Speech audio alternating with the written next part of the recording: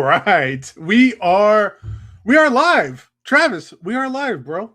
Yeah, man. Welcome. This is awesome. This is gonna be a great time, dude. I'm ready for this, dude. This is our first time doing this together. This is gonna be, this is just fun. There's gonna be two bros. It's gonna feel like we went to a party together and we're like the only cool guys that know about comic books. So anytime you go to like a party, you always end up, there's like a nerd radar, or if I start like a new job, I always end up finding the group of nerds, you know? Yeah. Like we smell our own, so we kind of just link up, right? So I think this is exactly what this is going to be like today. So everybody, welcome to CovrPrice Top 10 and New Comic Book Day. This is the combo show. This is put on your running shoes, eat a little bit of carbs, get some salt in you, because this is going to be a marathon show. So you got two shows we're doing today, live right here with me and Travis. Double the fun, double the comic book information. So this is gonna be cool. This is gonna be cool. Travis, tell everybody what's up, man. What's up, chat? What's up, Gabe? Man, I'm just happy to be here. Little different schedule, man. Like, and I'm not usually the Tuesday guy, but hey, we're making it happen.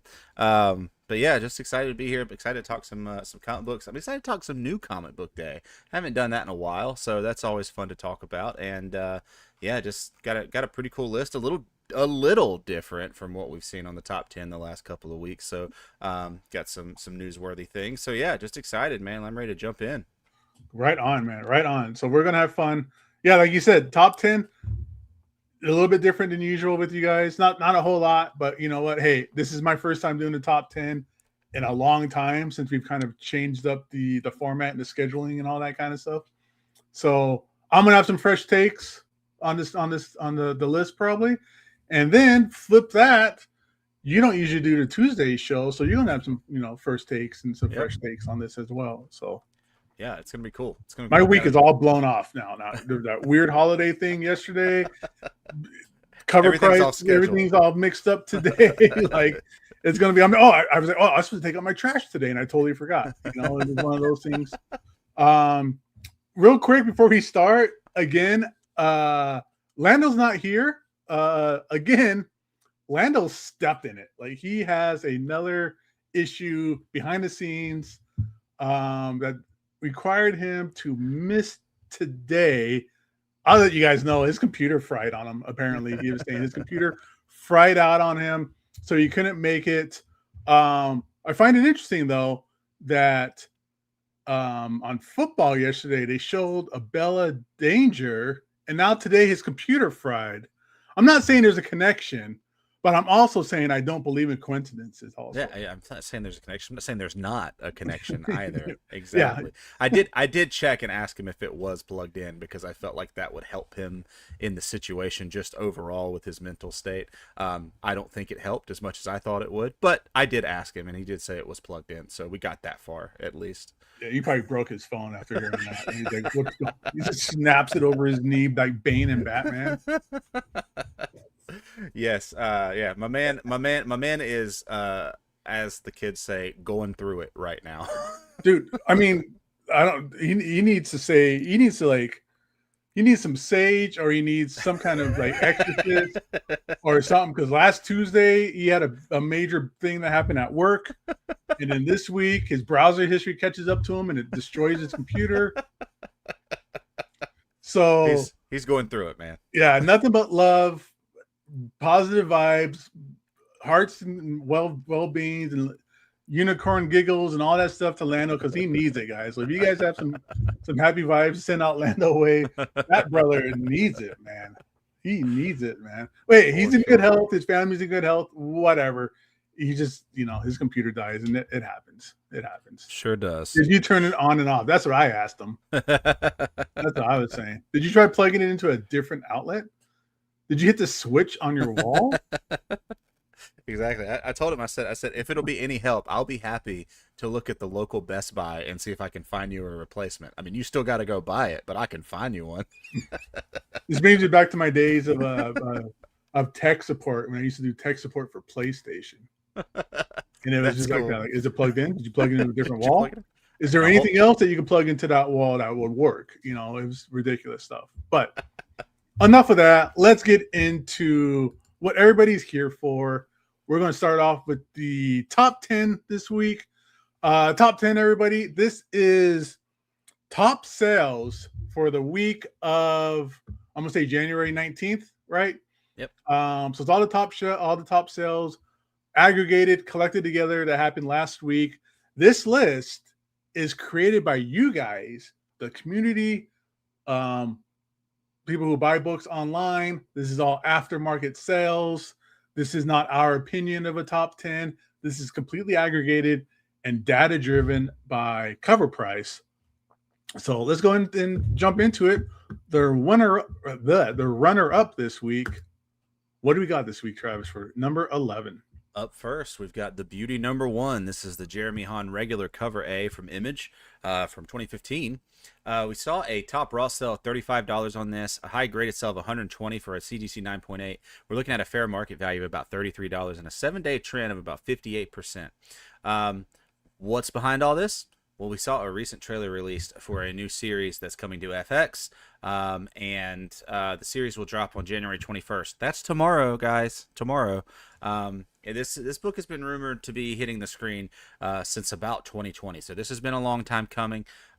Pretty cool. We're getting the series by Ryan Murphy. If anybody is familiar with him, he has worked on American Horror Story. I believe he worked on Nip Tuck as well, if I remember correctly. So Ryan Murphy, big name over at FX, does a lot of FX series and really popular. So not surprising to see this one hop up here and get a little bit of a bump with some of the heat that is getting on for the release of the show. So really cool book. Man, that's awesome. Because how many times do we hear about a comic book getting picked up as like a TV show or a movie, and the prices explode, and it never happens, right? It never gets anywhere near a TV screen or a movie screen, and everybody's just kind of stuck with a book they spent, $35, $40, $50, sometimes more, and then all of a sudden the show never happens. And then it's like a $10 book, $5 book, CovrPrice book all over again, if that, right? Yep. So, and this is a fun story, man. This is great. I don't know if anybody's read it before or if you saw the premise for the TV show, but I think it's a little bit different in TV show because I remember in the book it was more like an STD, the beauty disease. Like you got it by hooking up with somebody who already had it in order to become absolutely perfectly beautiful with no effort. So, yeah. Fun story. I think it's going to make a really fun show. And keep an eye on it. I mean, if this becomes a hit, you never know what happens with these #1s or first appearances of other books, or if anything, it might even help drive up the popularity for like the trade paperbacks or collected editions for people who actually want to read the story too. So congrats to the creators on this. Yeah, I actually had no idea that it was a comic series when I saw the trailer. I actually saw the trailer a couple days ago. I was like, oh, that looks kind of cool. And then I found out, a little bit later that it was a comic series. I was like, oh, that's crazy. This is probably the worst time for me to get into it and buy it. Maybe I'll just buy the trade. But yeah, but this is really cool and really excited. And I personally I do love American Horror Story. Especially the first season was just incredible. But so really cool if they got Ryan Murphy working on this. It feels like that might be like kind of a nice fit overall for a showrunner to see a comic series for sure. Yeah, I'm excited to see what happens. FX, they do good stuff. I used to love FX back in the day. Oh yeah. But hey, hopefully this is good. Hopefully this drives up more interest in the comic books. And again, hey, I'm just excited to see something that was announced as a TV show actually make it to TV. So that's always cool. Very, very cool. All right. That's number 10, Beauty #1. Or I'm sorry, that's number 11. That's the runner-up. So let's go ahead and jump right into the top 10 list. And let's talk about number 10 this week. So number 10 this week, everybody, is Absolute Batman #2. This is the second print by Nick Dragotta that came out December of 2024. So check it out. This book is hitting a high raw sale of $18 for a near mint plus. A CGC 9.8 sold for $75. That was a high grade sale. Fair market value sitting at $12, so not much fluctuation between that $18 near mint plus and the regular fair market value of 12.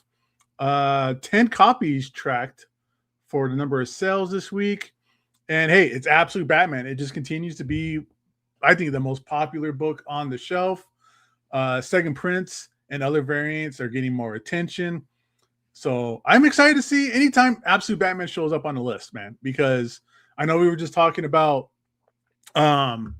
Beauty and how, the hype behind that is, a TV show coming out and things like that.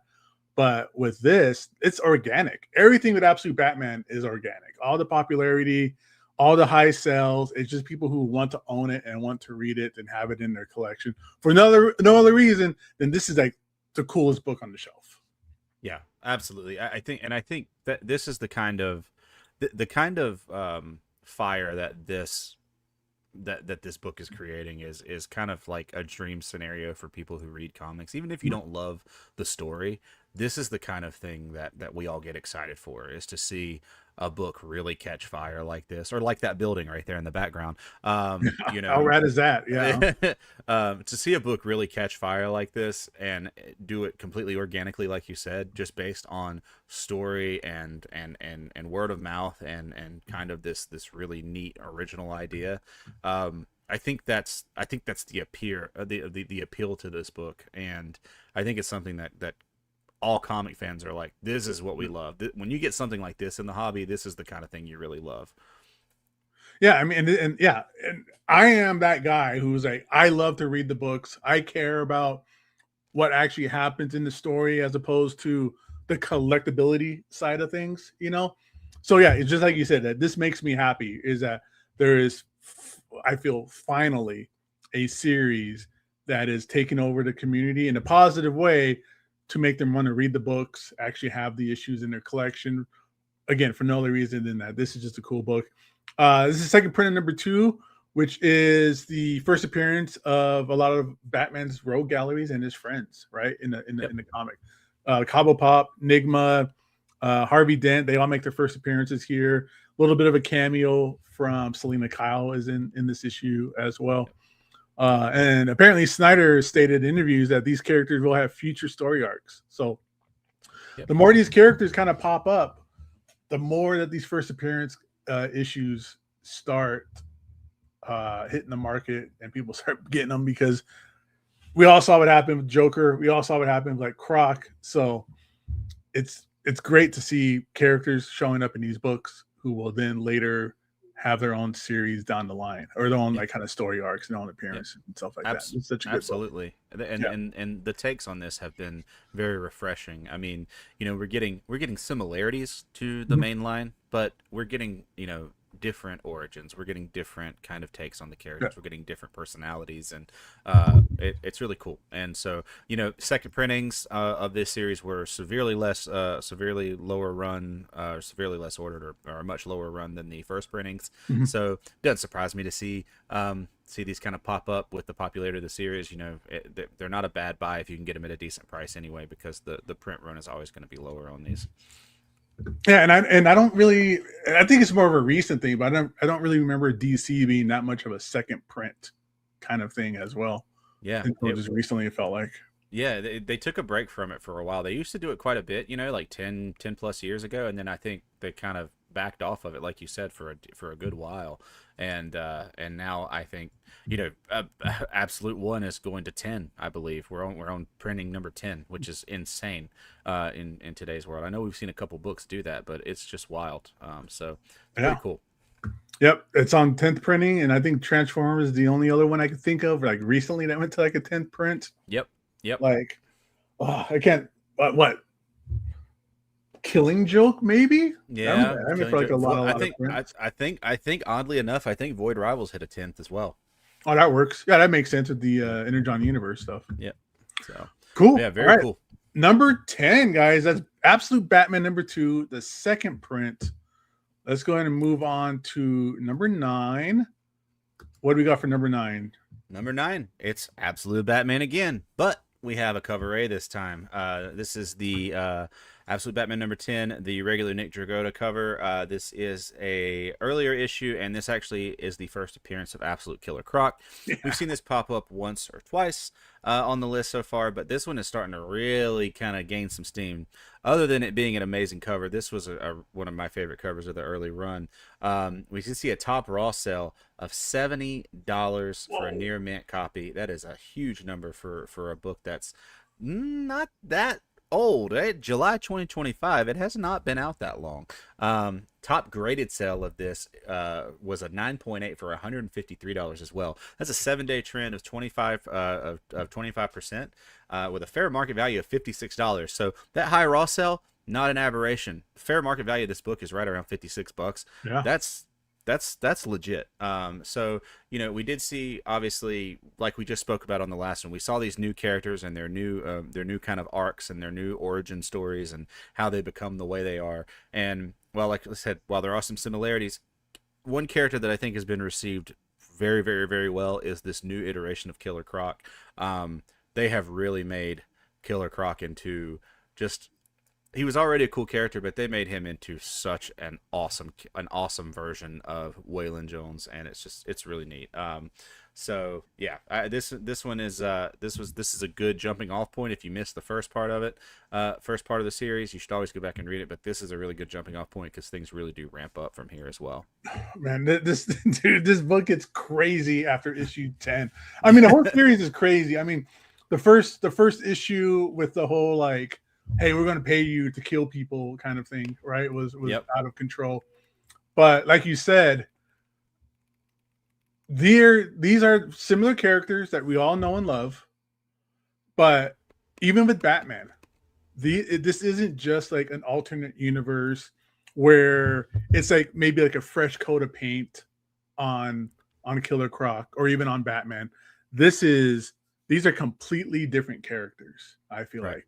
In looks, like Killer Croc is legitimately like a crocodile. Like he is legitimately a crocodile, and it's all done through like this terrible like body horror situation that's going on with this book as well.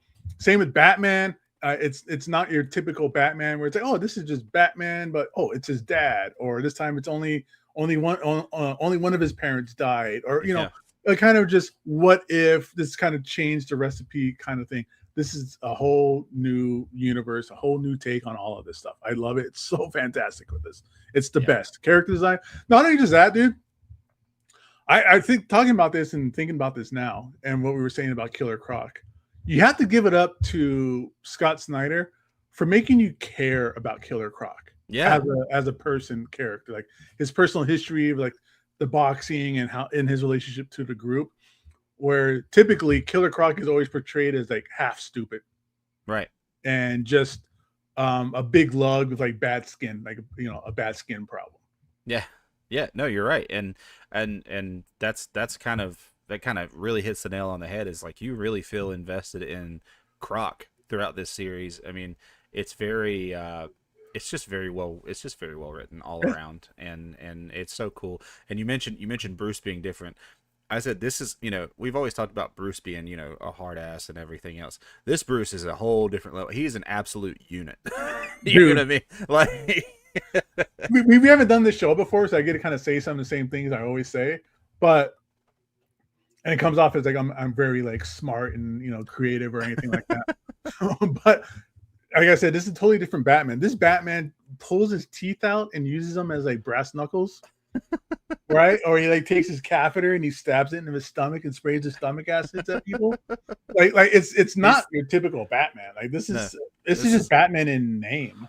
This is by any means necessary Batman. I don't know if you ever read I don't know if you read manga, if you ever read Berserk.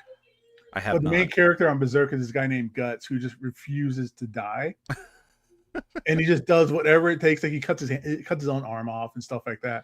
And that reminds me very much of this Batman, where it's like you said, by any means necessary, I am going to win. I'm going to accomplish what I need to accomplish. I'm going to make my way out of this situation, even if you turn me into a Bane Batman myself. Like, yeah, exactly.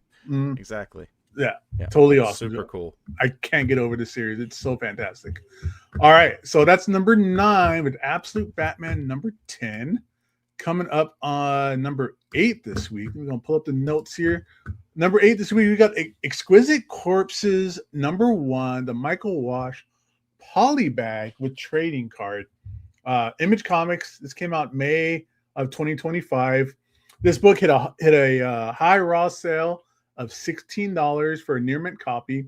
High grades high grade CGC 9.8 sale of $90. Fair market value is $14. So right there with that high raw sale. So you're seeing these new high raw sales probably becoming the fair market value down the road. We tracked 20 copies sold this week. And recent announcement that several James Tynion IV properties will be made into a film, including Exquisite Corpses and Room Service. There are so many choices to chase down when it comes on Exquisite Corpse. Since the announcement of a film in development, the first issue of this series has been increasing in demand. Collectors are chasing the A cover, the Ashcan, and also looking for this variant. The book came polybagged and featured an exclusive trading card. It's one of the more affordable variants available and still features the same great cover art, but with a bright orange overlay. So if you're a fan of comics and trading cards, this is likely the variant that you're going to want. 7-day growth trend of 63%. High sale, $16 for a raw, $14 fair market value. And like I said, $90 for a 9.8 for this bad boy.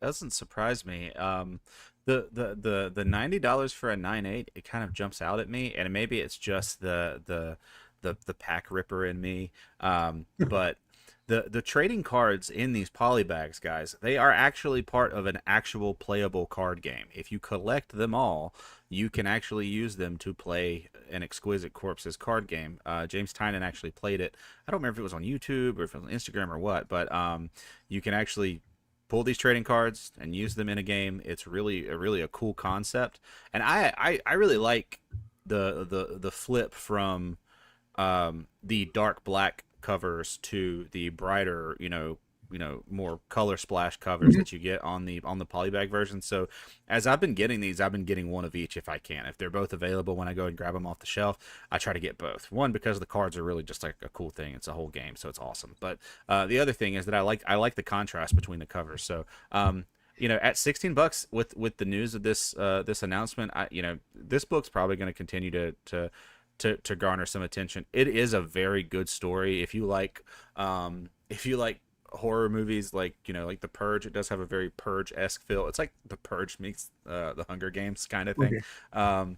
And it's a really fun story. But it's very, very, very well done. And there's not many right, wrong, or indifferent, or love his work or hate his work. There's not really many times that James Tynion misses. The dude can write his butt off. So this is another in a long line of a really good series from JT4 for sure. I don't think I've ever came across a James Tynion book that wasn't really good. At the very minimum, it's very good. Most of his stuff is excellent and superb. So I've got an underrated James Tynion book right off the top of the head. I don't know if you read it. I feel like you did because you're a fellow DC. I mean, you love your DC just like I do. So did you read Talon from the New 52? Dude, he crushed that series. It was really entertaining. I mean, at first you're like, Talon? Like, do I really care about this like random like Court of Owls like character? But yeah, it makes you like, oh, this is really cool. How do you? It's pretty cool. It makes it really kind of interesting and makes it a part of the whole world. Really expands. We haven't seen much of Talon since then, but man, that was a fun series for sure. It was short lived. That was back when he was a nobody too. He wasn't James Tynion IV. He was just like that guy that did Severed. Yep. Exactly. So yeah, it's exciting to see this book get some more traction. It's a really great read, and definitely one to keep an eye on. I think it's just cool that the trading card in here is actually like useful. Like, it's not just a gimmick. Like, oh, we're just gonna throw trading cards in here, just to kind of appeal to like card rippers or whatever, right? But it actually has there's some meaning towards it. I do find it odd that this is the one that gets CGC'd because you can't CGC the card, right? They take it out of the bag and send you the card back and grade it as is. So Yep, exactly. That's fun. So yeah, it's pretty cool. Yeah, number 8, guys. We're booking along here. We're coming up on number 7. Make sure you guys stick around. All right, so we got the top 10, and then right afterwards, we're going right into the new comic book day talk as well. So there's a lot of comic book stuff to talk about today with me and Travis. So make sure you guys are sticking in. We got a ton of people in the chat already. So number 7 coming up. What do you got for number 7, Travis? Oh, number 7, we got Absolute Batman #1, the 4th printing. This is not a surprise, but this is one of the cooler covers of the later printings for me. We got to see Top Raw sell this book for $57 for a near mint copy, while the top graded sale was only $76 and a 9.8. That's less than $20 difference. So just if you're out and you're looking for one, you might want to shop some graded stuff here on this one. 7-day growth trend of 53% on this. 23 copies tracked. The fair market value, though, this is where it gets interesting. So maybe that high raw sale might be a bit of an outlier. Our fair market value is currently showing this book at about $13. You know, that might have been a kind of a little bit of an aberration. But one thing that isn't an aberration is that this book is continuing to be hot. This is one of the better covers from the later printings, and is actually is a cover made out of one of the panels, and I believe the first or second issue, one of the first few issues, and are just an amazing part of the first story arc. And you get this awesome image of Bruce on the front, and yeah, this one is really cool. Like I said, some of these later printings, these 4th, 5th, I think the 6th printing is getting a little bit of love too, and you know they're starting to really creep up on the sales numbers for sure. Yeah, that's interesting because I'm a cover first print kind of guy. Same. So it's just interesting seeing like all these like second prints, third prints, fourth prints just trucking along. You know, like you said, $57 for here, but the fair market value is a lot less. It's $13, but this was a cheap book at one point. It could be 57 becoming the new fair market value. We'll just see what happens in the future of things. But wow, man, it's again, it's just there's no reason for this other than people love this series so much. Like if these books were so expensive, I'd go back and get second prints and third prints for cool covers and stuff like that. But I'm not dropping $50, $60, $70, you know. I've personally been after the second print on this one for a while. And I think the third printing too. They were quite different from the later printings that we've seen here. They've gotten to the point where they've done so many reprints that they're just going back and redressing the original cover A. So with the later ones, you're just seeing the cover A, classic DC cover A, different trade stamp, right? Like they'll do, you know, with red lettering on one, or with blue lettering on, and they'll change it up. Or like a red highlight over it or something. Exactly. Like, you know, we're going to keep the same cover, but we're just going to change some trade dress on it, which is fine. That's really cool. That's a very DC thing. It gets the book out there fast because they need these second prints or whatever. And it's literally the click of a button, and it's like, make it red, click. I'll never forget when I first started buying comic books, and I've collected Superman forever, which is just a futile thing to collect because you'll never get them all. You know, I didn't know about later printings, you know, at that point, and you know, I got this Superman book and I thought, oh my God, I've been after this one forever. It's awesome. Then come to find out it's like a third or fourth print because the lettering's a different color. And I'm like, you got to be kidding me. Now, so it's like, it was just one of those things. But you know, it's cool to see these later printings get some love, and I think it's probably a trend that we'll continue to see. So like you said, that 57, that might be legit. It might be one of those things where we're seeing that trend creep up. That fair market value may not hold at 13 very long. Yeah, we'll see what happens. Because I mean, anybody that's selling these on eBay, they look at the last sale more or less, and then they go, okay, well, this sold for 57. I'll put mine at 58 or 57 also, right? So we'll see what happens. Hey, you know, again, this is what the top 10 is all about. It is dictated by the community and what people are buying and how much you're paying for stuff. So 100%. Oh man, let's see what we got going on here. All right. Okay, that's number 7. Let's go ahead and go to number 6 this week. Number 6, man, I'm so mad I missed this book, but whatever. Number 6 is Mega Man Legends, a timeless number 1, the Josh Perez Transformers movie poster homage. That's a 1 in 5 from Udon Entertainment. Came out, I think it came out last week. Mm-hmm. So currently, high sale was $15 for near mint. No graded sales yet. Just give that some time. We'll see where that kicks off at. Fair market value is $13, and we tracked 16 copies sold this week. So this is a phenomenal homage cover to a classic 1986 Transformers animated movie poster.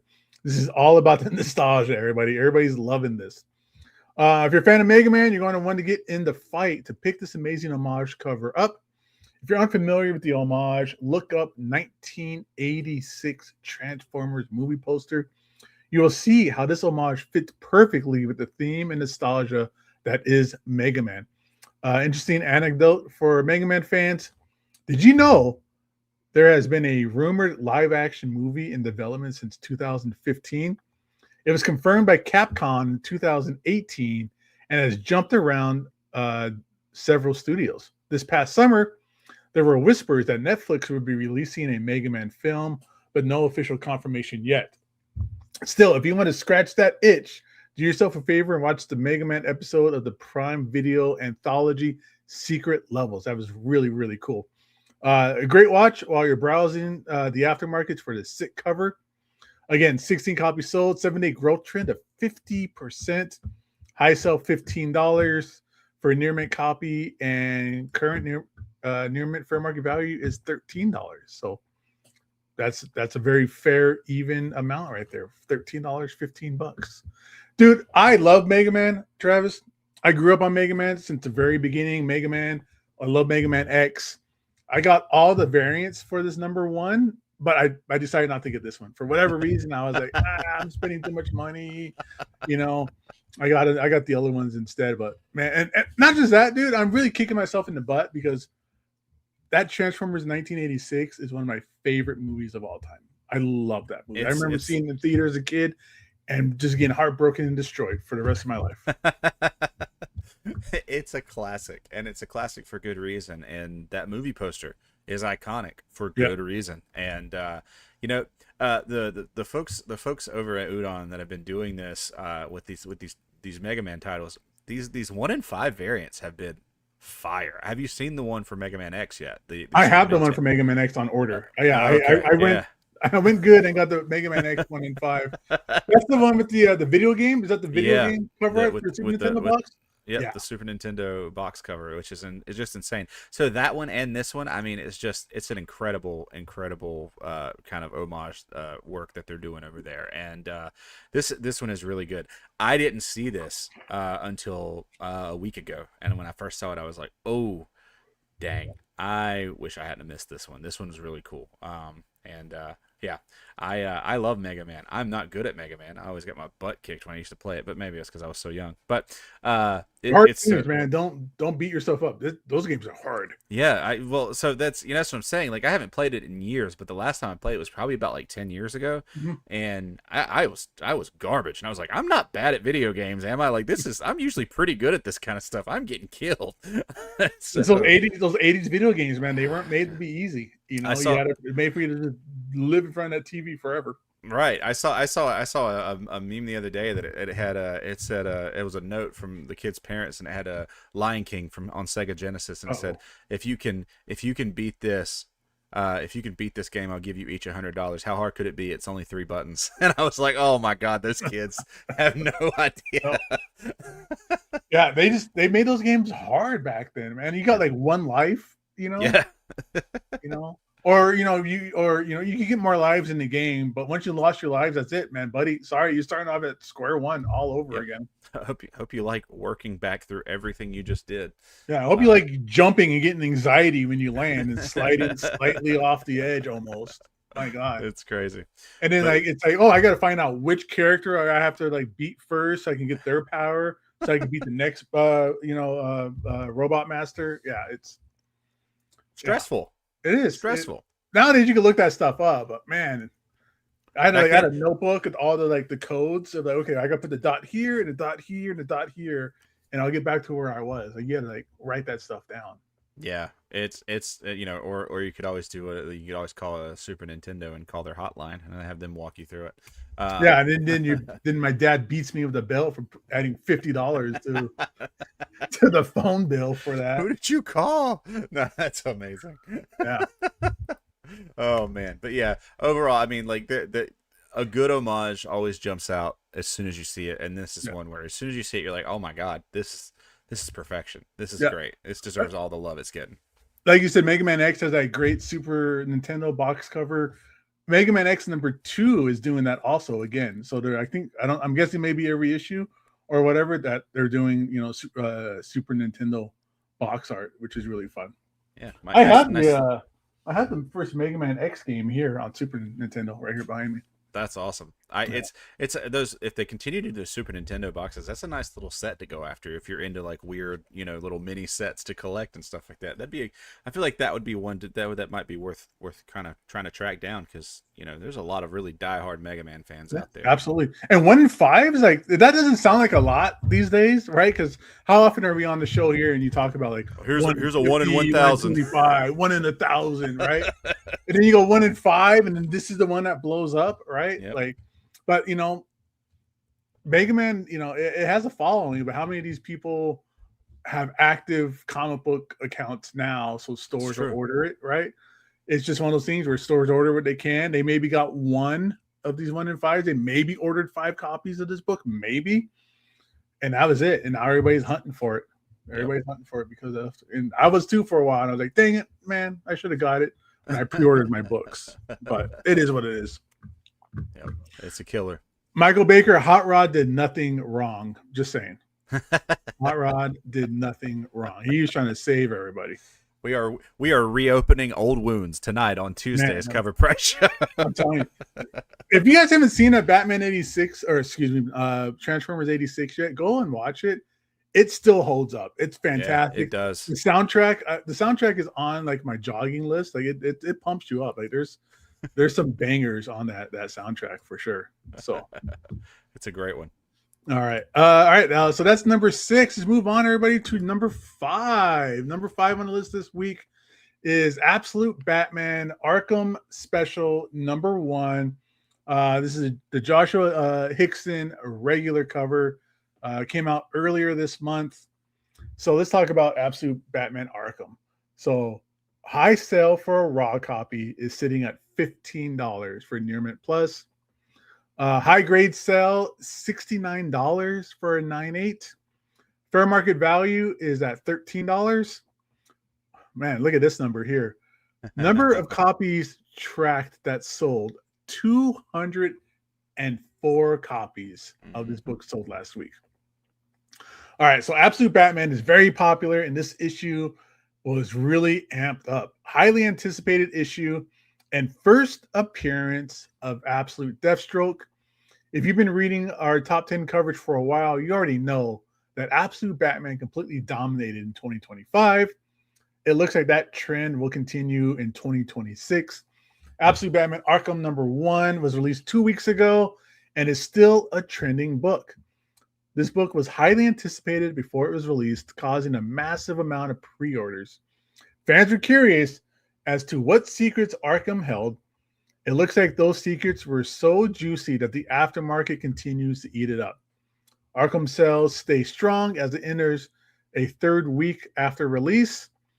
What do we got here? 7-day growth trend of 120%. Travis, I still can't get over that. 204 copies sold. And that's on the aftermarket, guys. That's not people just finding it at their local comic book store or anything like that. I don't want to use the word FOMO, but it's definitely people who missed out and they're like hunting for it on eBay or whatever the case might be, just trying to get this book, man. Because like I said, I'm assuming you read it because you got good taste. So yeah. I had to get this one. Was on pre-order for sure. I had several of them come in. I do want to say that the book in person is stunning. I mean, it looks great on this slide, but to hold this book up in front of you, the purples and the greens and everything else on this cover are incredible in person. It is a very, very, very gorgeous cover. And it doesn't surprise me that it's still popping off. I mean, for $13, I mean, the book was a $4.99 cover. So for $13, you know, if you missed out, it's still not hitting you. If you're really into the series and you still are trying to collect these and complete your runs and do that, and stay caught up, you know, from $4.99 after tax and everything, just to go up to $13, that's maybe like one more kind of big comic book. You know, you think about it like that. That's still very gettable, and it doesn't feel like it hits you in the wallet quite like a lot of FOMO does. Which I think is probably the reason we're seeing so many copies fly right now. And you know, everybody wants that Absolute Deathstroke first appearance, but the book itself was wild. It was a ride. it was a crazy one. That first appearance of Deathstroke was just an afterthought. Yeah, because that's kind of what they pumped it up on to like sell it. You know, for like the pre-orders, everybody's talking about Absolute Deathstroke is showing up in this book. And, all right, sweet. But what it really was, and I don't think they even mentioned it, this is legit the origin of Absolute Joker.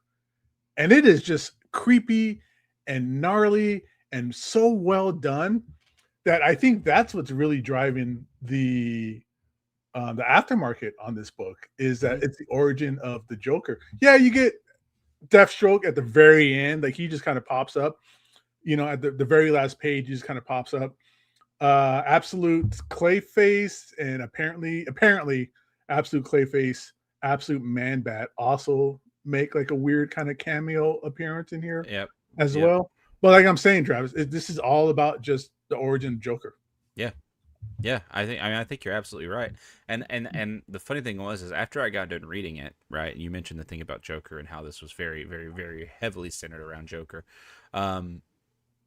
Closing the book up and then looking at the cover again, it feels like the colors were chosen intentionally, doesn't it? Like it feels like all of this was very, very, very intentionally done. The green and purple. Yeah, right, exactly. Because I remember thinking like, wow, this book looks incredible in person. What a great color combo. What a amazing purple background. It's really stunning. And then you get done reading the book and you're like, was that intentional?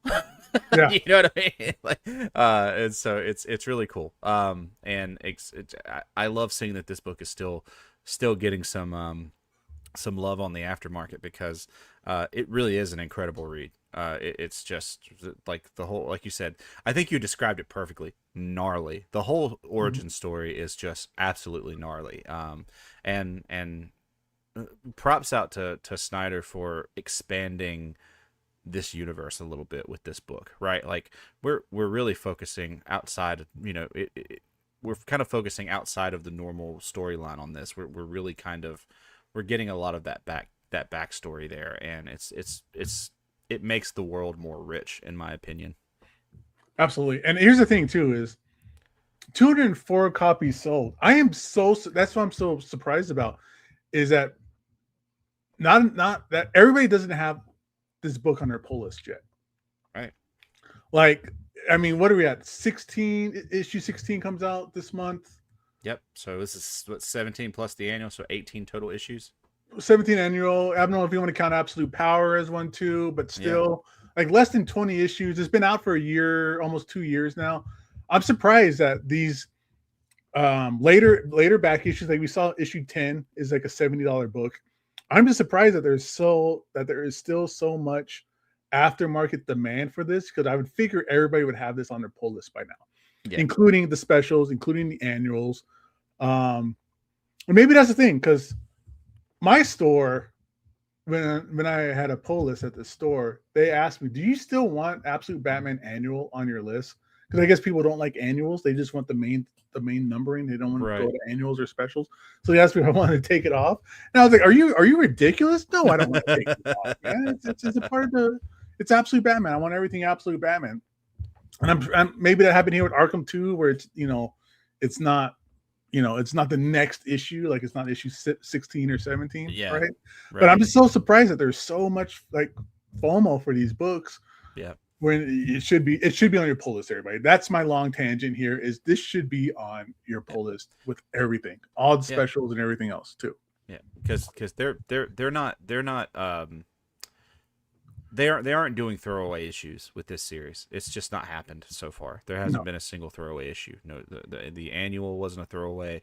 This special wasn't a throwaway. They're just not doing that in this particular series. It does happen occasionally, but not so far. And like you said, about 20 issues in, every issue has felt like it mattered, and that's awesome. I mean, that's great for a book, because you don't ever want to go to the store, spend your money on a book, and get home and be like, oh, cool, that was a Dragon Ball Z filler episode. You know what I mean? Like, they just powered screaming and powering up. They just powered up for 30 minutes. All right, cool. I'll see you next month. You know what I mean? Like, you don't want that, and I think they're doing a good job of keeping every issue really interesting.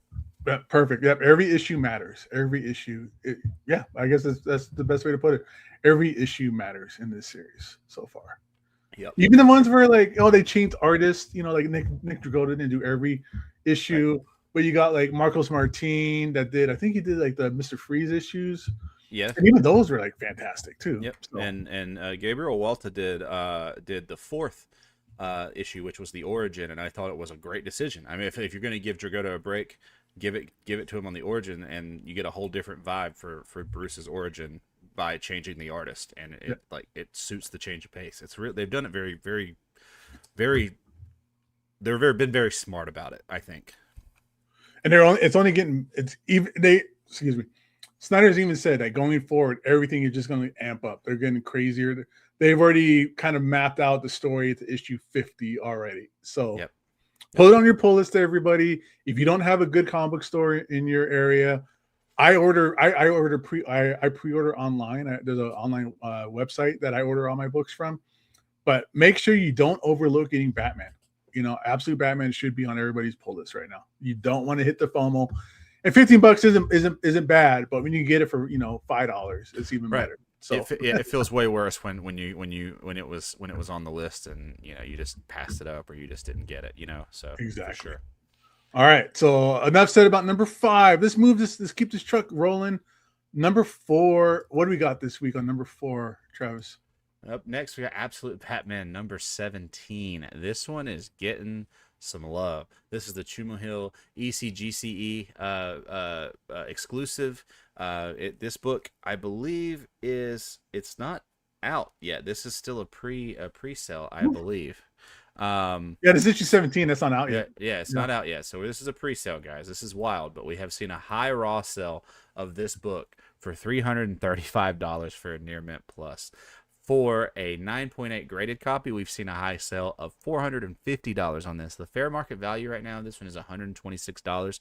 Still big number for an exclusive, even at the fair market value. Only 10 copies tracked on this, but the draw here is 17 has already been confirmed. This is the debut of Absolute Poison Ivy. And we're getting this amazing reveal on this cover, and most of the covers do reveal Poison Ivy for these. If you guys haven't seen it yet, most of them do have her on the cover or some variation of her. But this exclusive, this Chumo exclusive, we're dealing with a very prominent artist, a very popular series. It's just kind of a match made in heaven.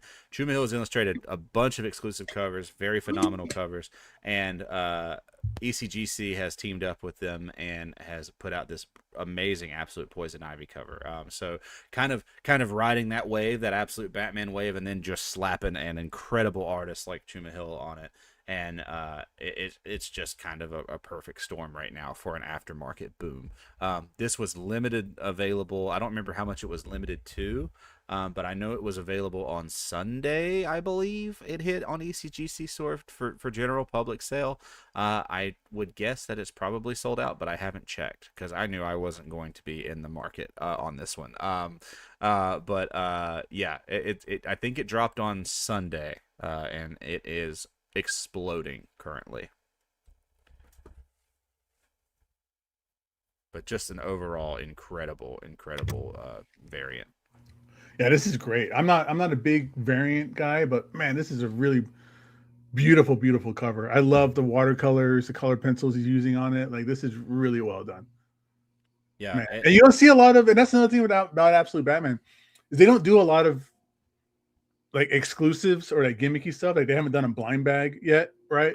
Yeah. So everything is just kicking it off and just rolling on, just the momentum of the book itself, and this is great. I don't know if you've seen the other variants or the other like the cover B, cover C, that kind of stuff for these books. All the covers for this issue are incredible. They look so good. I'm excited about all of these. And look, if this one was in an affordable range, I would be excited about this one. This is one of the best ones they've done so far. But yeah, just a crazy big sales for this book on the aftermarket this week. Yeah. This would be a cool book to have, but $335 is that's going to hit me a little too hard. Like that's not going to work out. The vintage collector in me is going to have a hard time dropping $335 on this one, even as much as I love Absolute Batman. I'm gonna have a hard time turning down, some other vintage books that I've been eyeballing for a while. So, Travis, I think we just became best friends, man. Because that's always been like my argument when I see something like this. I'm like, man, like $330, you get a really nice silver age book or bronze age book for that kind of money. I'm currently after all first appearances of the Justice League Dark, so this would go a long way in helping me get that. You know what I mean? So that's where I'm at right now. No, yeah, this will get you that Swamp Thing. Right, exactly. Yeah, that'll get you the first Constantine for sure. Yeah, definitely, 100%. So yeah, but it's an amazing book. I can absolutely see why people would spend this kind of coin on it. But it's very, just a very great combination between a really hot series and a really hot artist right now. I'm checking my pre-orders right now. What cover do I have for Absolute Batman 17? I have to look this around. The cover A. Yeah, the cover A is really good. I mean, it's one you do not feel bad about having. Like if you walk away with just the cover A, you're gonna feel pretty good because it's really good. Yeah. So. Oh yeah, I see that. I'm looking at Mega Man X #1 cover here. No, yeah, it doesn't show a cover on my thing. The link is broken for it. But either way, looking forward. This is great, man. Shout out to anybody out there who has this book and pre-ordered ahead of time. Good on you, because man, this is blowing up. Get it graded while you're at it. I do know at least one person who has this for sure. Nice. And so they scored it and was very excited for them. So very, very good. Yeah, that's good for them, man. I'm not the guy that sits there and waits for things to kind of launch, Yeah, but this is if I catch them organically, absolutely. But I'm usually the last person to know about these kind of drops. Like I usually have no idea. I find out on the show. I'm like, oh, that's a cool cover. I didn't know that existed. Oh, that was a cool Kickstarter. I didn't know that happened. Right. So very cool. Sure. All right, man. So number 4 this week, guys, Absolute Batman number 17, the Chuma Hill ECGCE variant. Beautiful cover. Poison Ivy's gonna be a hot book, everybody. Like I said, put it on your pull list now. Don't wait for after sales on these books. Get it before it booms. That's a fact, bud. All right, number 3, we're trucking along here. Number 3, a different book this week. Look, we're talking about something not Batman and not Exquisite Corpse, but it is another James Tynion the 4th book though. So this is Room Service number 0, the Elsa Cartier regular cover. Came out from Image February of 2024. Got a high raw sale of $90 for a near mint copy. High graded sale at $50 for a 9.8. Wait a second. $50 for a 9.8, or you get a raw for 90. Yeah. Something's going to switch up sooner or later on the aftermarket if that's the case right now. And $69 for fair market value. Man, somebody scored big on that 9.8 sell, man. Yeah. Congratulations to that guy. Somebody's feeling good this week. Oh, yeah. Somebody's got a little extra step in their step today. We tracked 8 copies sold. So Room Service is one of 2 Tynion the 4th properties that are being developed into a film. The other Tynion book to get the film development treatment is this Room Service, a one-shot issue, which was originally a Kickstarter project for both the prequel comic and a short horror film. Successfully funded in 2022, is now slated for a full film adaptation. Tracked 8 copies sold, 7-day growth of 87%. High sell, $90 for a near mint raw, and 69 for the fair market value right now. So man, this is the first time I've heard of this book. Again, I'm always the last one to know about Kickstarter stuff, so this is cool. Yeah, I've never heard of this either. Like I said, the first time I heard of it was when they announced the Exquisite Corpses film, because they announced that, and then they said, "Oh, also room service." I said, "What is room service?" So I had to kind of look into it and read up on it. It seems really cool. I definitely something I need to read. My wife is a diehard James Tynion fan. She reads just about anything he puts out. And when she found out about this, she was like, "How did we miss this?" And I was like, "I have no answers for you right now, so I'm still working that one out." Yeah, we're tracking this down. We're gonna at least get the trades so we can read up on it and look forward to whatever they do with the movie. It seems like a pretty cool, pretty cool little series. So, like you said, whoever walked away with that 9.8 this week, really feeling really good, because with that fair market value at 69, that's crazy. So CovrPrice, yep, I just said 9.8s now are asking for $200 to $300. So that 9.8, somebody got in while the getting was real good, just in the nick of time. They beat the buzzer here. Yeah, and that's one of those moments you wish happens to you, right? Oh yeah. When you hear somebody go, "Yeah, I went to a garage sale and I picked up like a Hulk #1 for $35." You're like, what? One of those kinds of things that never happens to me. I did have that happen to me one time. It'll never happen again, but it happened once, and that's all I needed it to happen. So I've told the story, I know, probably more than once, but I got a Batman 251, the Joker cover with the card, for $7.50 about 5 years ago. It was a score. Dude. So that's when you go like, man, like I'm gonna go play the lottery right now. Yeah, exactly. I was like, I will. Even the comic shop owner, he looked at it and he goes, "There's no way this is right, but you know what? We're gonna honor it." So he said, "Enjoy your day, bud." And I was like, "All right, let's go." So, that's when you go like, dude, let me just buy like a handful of more things. I did. I went and grabbed a stack of new releases, and I said, "I'm gonna buy all these too." And he was like, "I really appreciate it," because he felt. But props out to them. They're a great shop. They're based out of Charlotte, and they're this super honest and super cool shop. And just always have a ton of respect for them for doing that. I love hearing those stories. Hearing those stories. It's great. It's great. But yeah, for this book though, I'm really excited. I want to read this book. It seems like a cool thing, and we talked about it already. James Tynion doesn't miss. He just doesn't. Everything is really high quality. You may not love every story. It may not be exactly what you're looking for, but everything is really high quality always. So, oh yeah, you can't go wrong with him. I wish I knew about this Kickstarter. Todd was asking what this is off his Substack. I don't know if it was a Substack, but apparently it was a Kickstarter. Maybe he put it on his Substack. But I really need to just keep my eye on some of these Kickstarters. There's always something cool happening. But I've been burnt enough times where I'm like, I'm gonna stick to like the main corporate people in their Kickstarters kind of stuff. But yeah, it's tough. I mean, like I feel like if you're like Kickstarters, if you're trying to resell, is tough because you just don't know what you're gonna get out of it. So, but if you see, I mean, honestly, I'm always like, if you see a Kickstarter and it's somebody you dig, like I know there's a it's not a Kickstarter per se, but I know the guy that did, Bruno Redondo, is doing an art book off of one of those kind of Kickstarter things, and I'm like, I don't even care if I resell this. I just want the art book. So like I'm all in on this. Again, let's do it. So yeah, it's exciting. But these things it's not uncommon to see these Kickstarters jump off like this. They're so cool. Yeah, that's what's great, because it's you're supporting them 100%, and then you get something cool out of it, and the book blows up. So that's always fun. Yep, exactly. Super cool. All right, number 3, room service number 0, $90 for a near mint, $50 for a 9.8. But you don't get sticker shock if you look on eBay right now. They're about $200 to $300 on eBay right now. So have fun with that, everybody. Another great movie adaptation coming his way from James Tynion IV, man. Congrats to him. That guy is killing it right now. He's killing it. Crushing it. All right. Number 2 this week. Let's go.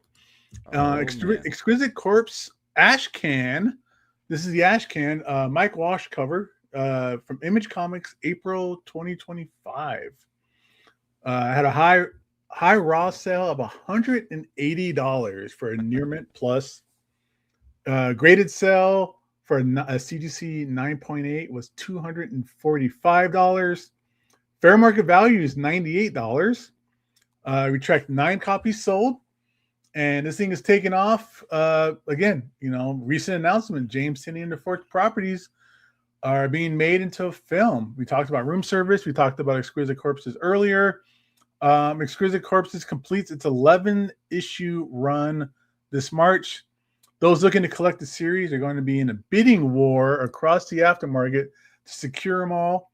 Once the news dropped that this is going to be turned into a film, all variants of the book were hitting the aftermarket. This book is the Ashcan copy, and it was given to attendees at the Emerald City Comic Con or at Comics Pro 2025. The limited availability of this Ashcan gives it a pricier tag, but that won't stop hardcore fans. The aftermarket is fighting for this Ashcan, causing big jumps in value. We tracked 9 copies sold, 7-day growth of 139%. Whew. Man, these Ashcans are always taking off. Always taking off. Yeah, it's especially when you see these series start to pop off. It seems like if there's an Ashcan version, it's gonna demand some coin.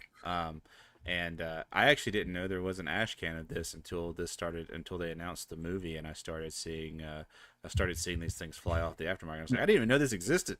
This is cool. That's what happens when a comic book gets announced to be a movie. Everything just comes out the woodwork.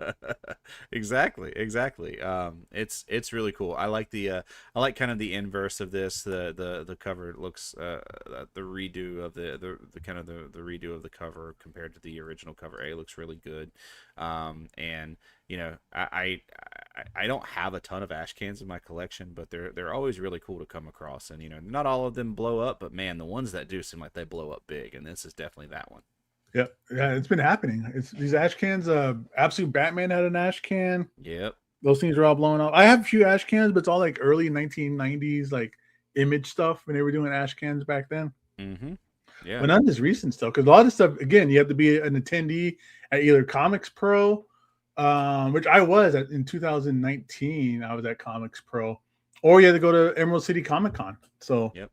That's one of those things where it's like, hey, buddy, you're going to Emerald City. Can you pick something up for me? Can you find me the Ashcan being handed out or whatever? Yeah, exactly, man. Hook a brother up, please. Yeah, or sometimes you're just like, they do that at conventions. That's what I love about conventions is, you'll find stuff like this, or it'll be like you'll go to a panel and that panel will get handed out like a comic book or something like that. So, it's always fun. You never know what's going to pop off at a comic book convention, what you might get, what you might run into. So, yep, for sure. But not a surprise to see this one pop off for sure.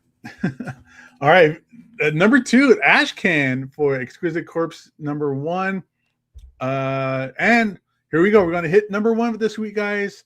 Again, stick around. We're not done yet. We're only halfway done with the show. This is the end of the top 10, but then we're going to get into new comic book day announcements and stuff as well. So hit that thumbs up, hit that subscribe if you haven't done it before. Stick around. We got plenty more comic books to talk about. All right. So what do we got for number 1 this week, Travis?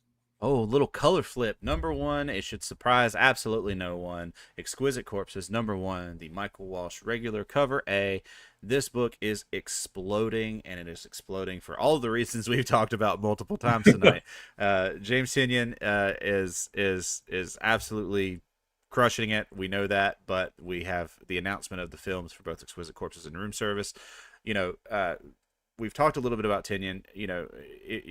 You can talk about his early work with Batman. You can talk about it, with his work on Night of the Owls. We all have seen the rise of Something is Killing the Children and Department of Truth, which are both really incredible titles, just really, really, really good stuff. And even Something Killing the Children has been optioned itself. And has Department of Truth been optioned too? I can't remember if I heard that or not. But I think it has been. Yeah, I think it might have been. I know somebody in the chat probably knows.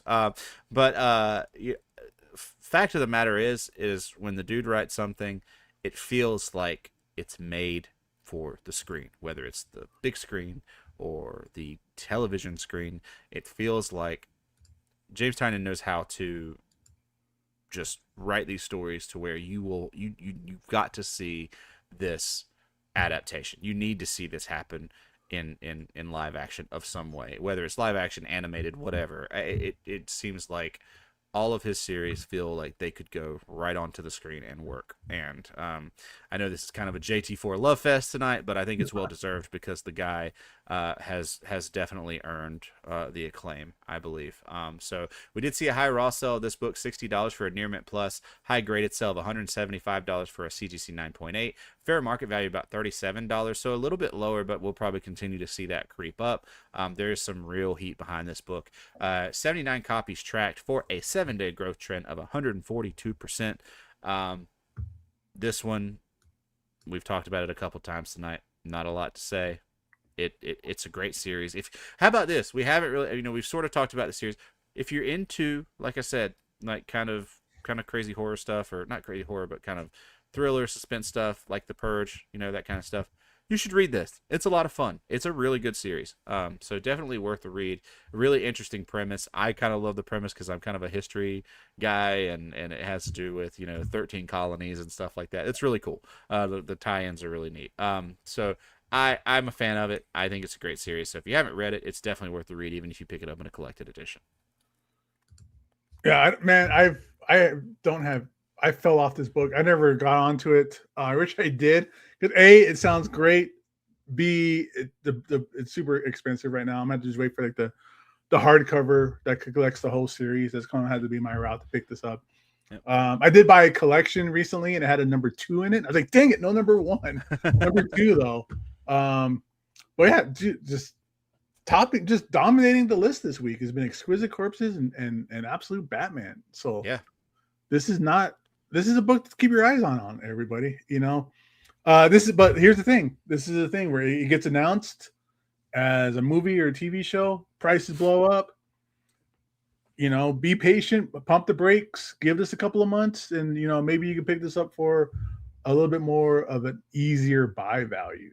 I can see this. I wouldn't doubt this being $20 in like 6 months from now. Something like that. I would agree. There's always a dip. There's always a dip after the initial announcement. Now, like will it hold for a long time? Who knows? It's hard to tell, but there is always a dip. So if you haven't got it yet, but you want it, be patient with it. I would definitely say that the overall prices are going to dip somewhat. How substantial, I'm not sure, but I would say for sure. And if you're into this, it's only 11 issues, so you can still get those later issues pretty easily. I mean, the 9th one is getting ready to come out, so you can still get the later issues at a decent price. They're still available on most retailer websites. So if you want to go ahead and grab those and you want the series, then grab those now and wait for this one to go down and pick it up later, and you can have a nice complete set for a relatively affordable cost. Yeah, be smart about it. Have fun, enjoy it. But that's it, everybody. There we go. That's the top 10 list. There we go. Nice. So stick around, guys. We are not done. Like I said earlier, we are going to now get into the new comic book day material. So let's see here. There we go. Let's go and start the new comic book day stuff. Are you ready, Travis? Oh, I'm always ready. Let's rock and roll. All right, man. Let's make it happen.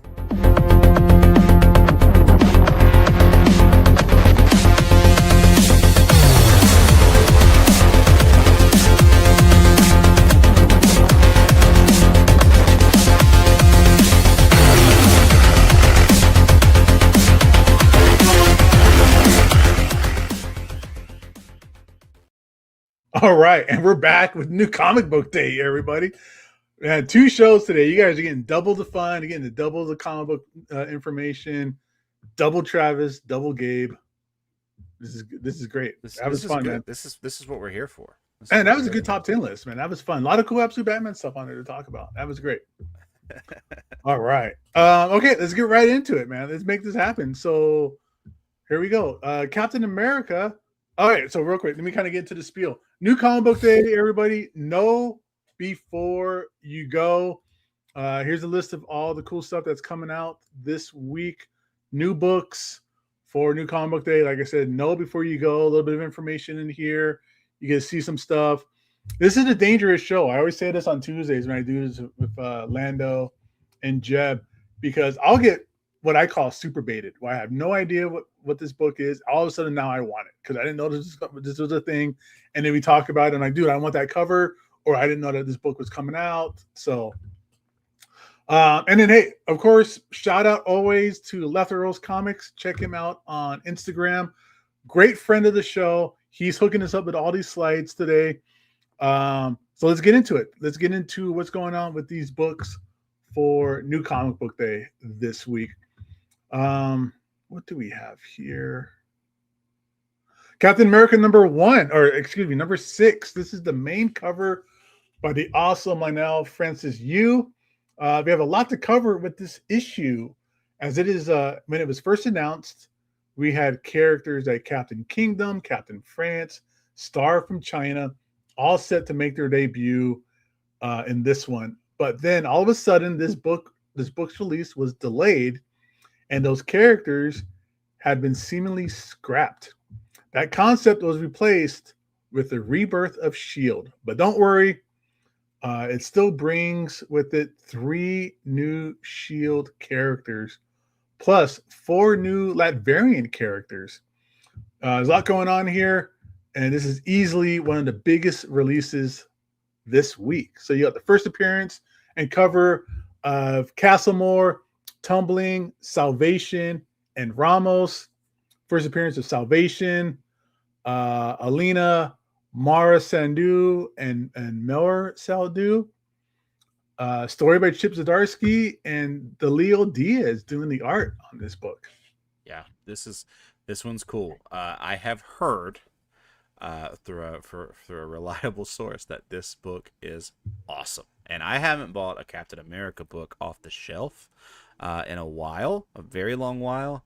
I feel like after what I heard about this issue that I might need to, go back and grab it, because I'm gonna have to grab this issue, but I might need to go get the first 5, because this one apparently is very, very, very cool. And so very exciting about this. Very, very excited about this. It's really cool. Always love seeing Chip Zdarsky on a series. It's always a draw. You know what I mean? You see his name on the cover, and you're like, okay, this is probably worth checking out. So really cool overall. Really excited.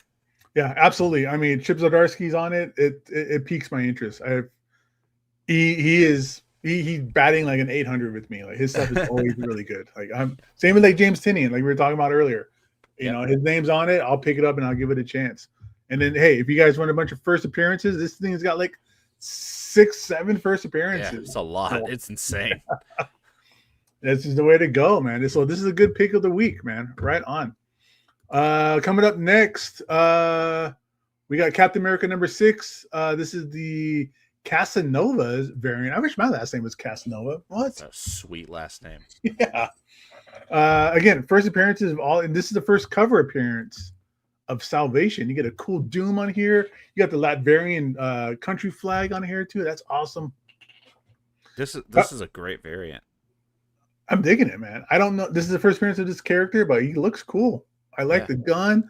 I like the old like duster jacket. It's a great design, and really anything with Doom on it is going to pull me in, right? Like I'll grab a cover off the shelf for a book that I am not reading whatsoever. If it has Doom on the cover, I'm like, oh, okay, cool, Doom cover going in the Doom box. And like that's where it's going.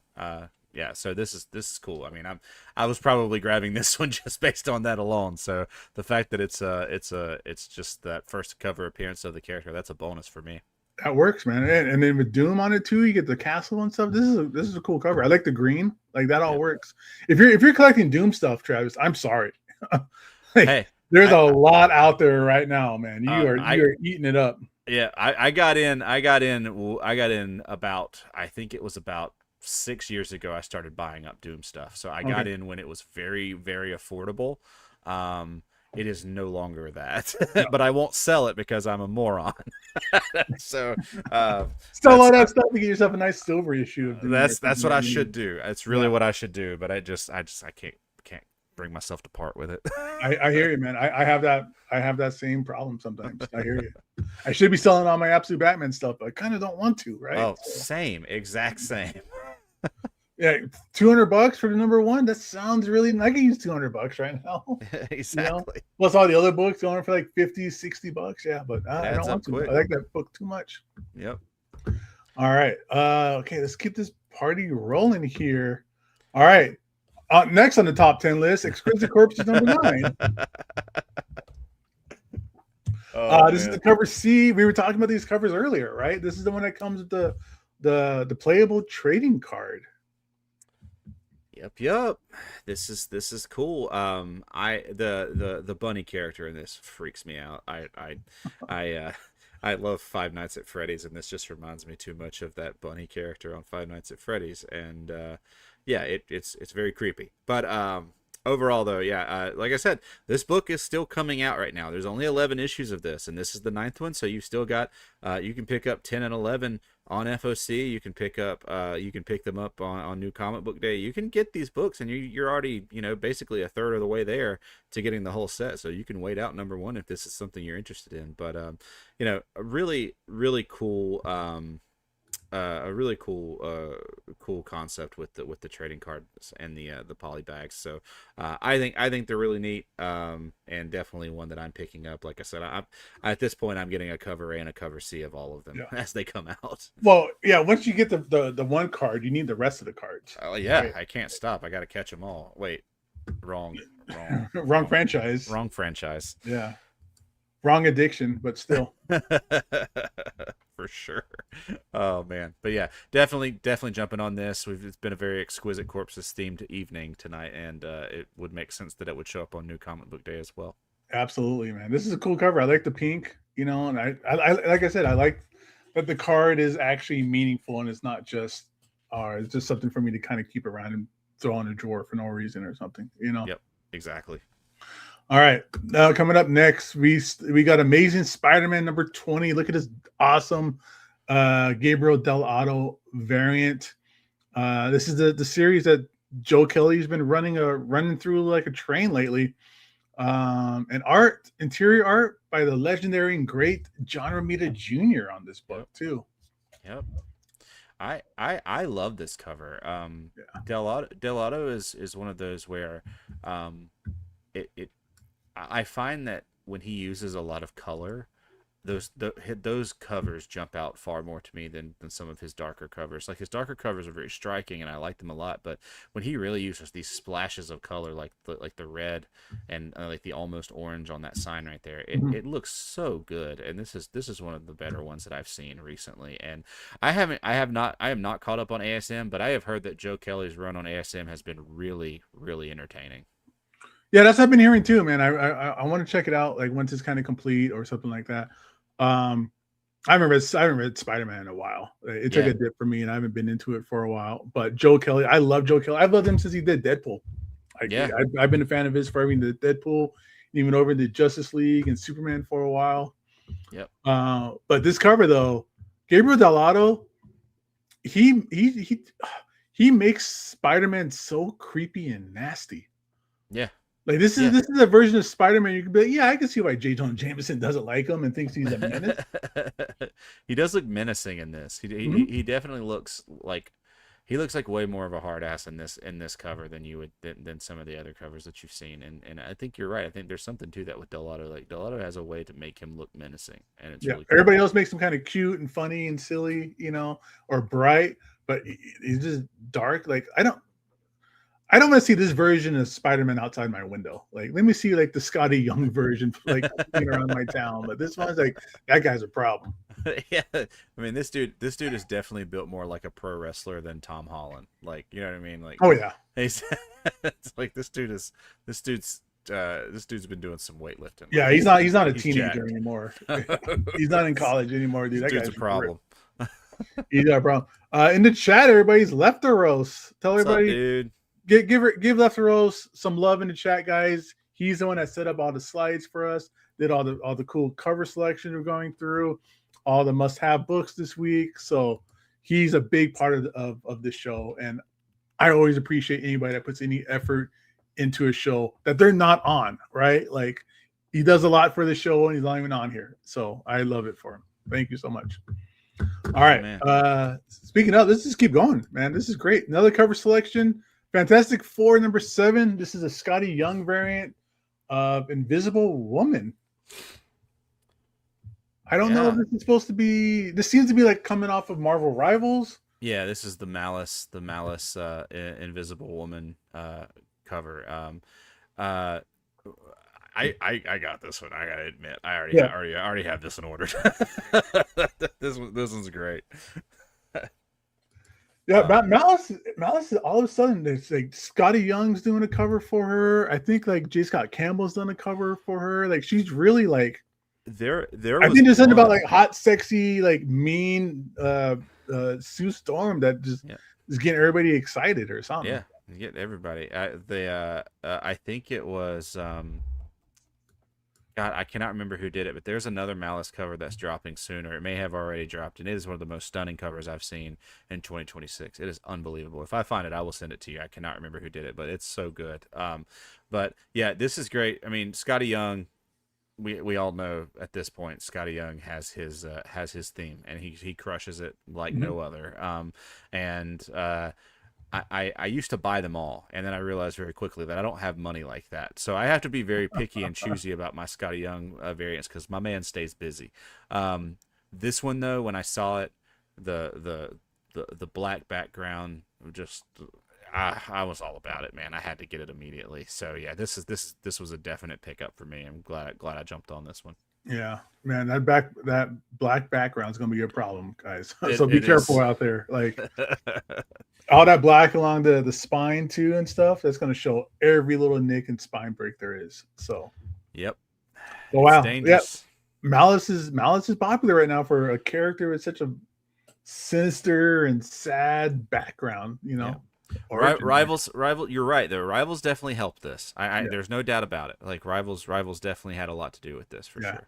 You could look at her butt in the game. Now everybody wants to have her on the cover, right? So. There it is. That's right. All right, coming up, very similar covers here from Scotty Young. He has a little bit of a theme here, it looks like, but this is for his I Hate Fairy number 47. Jeez. Wow. I didn't know it was going on for so long. I know it cut off for a while and he came back onto it, but number 47, this is the C cover variant. Yeah.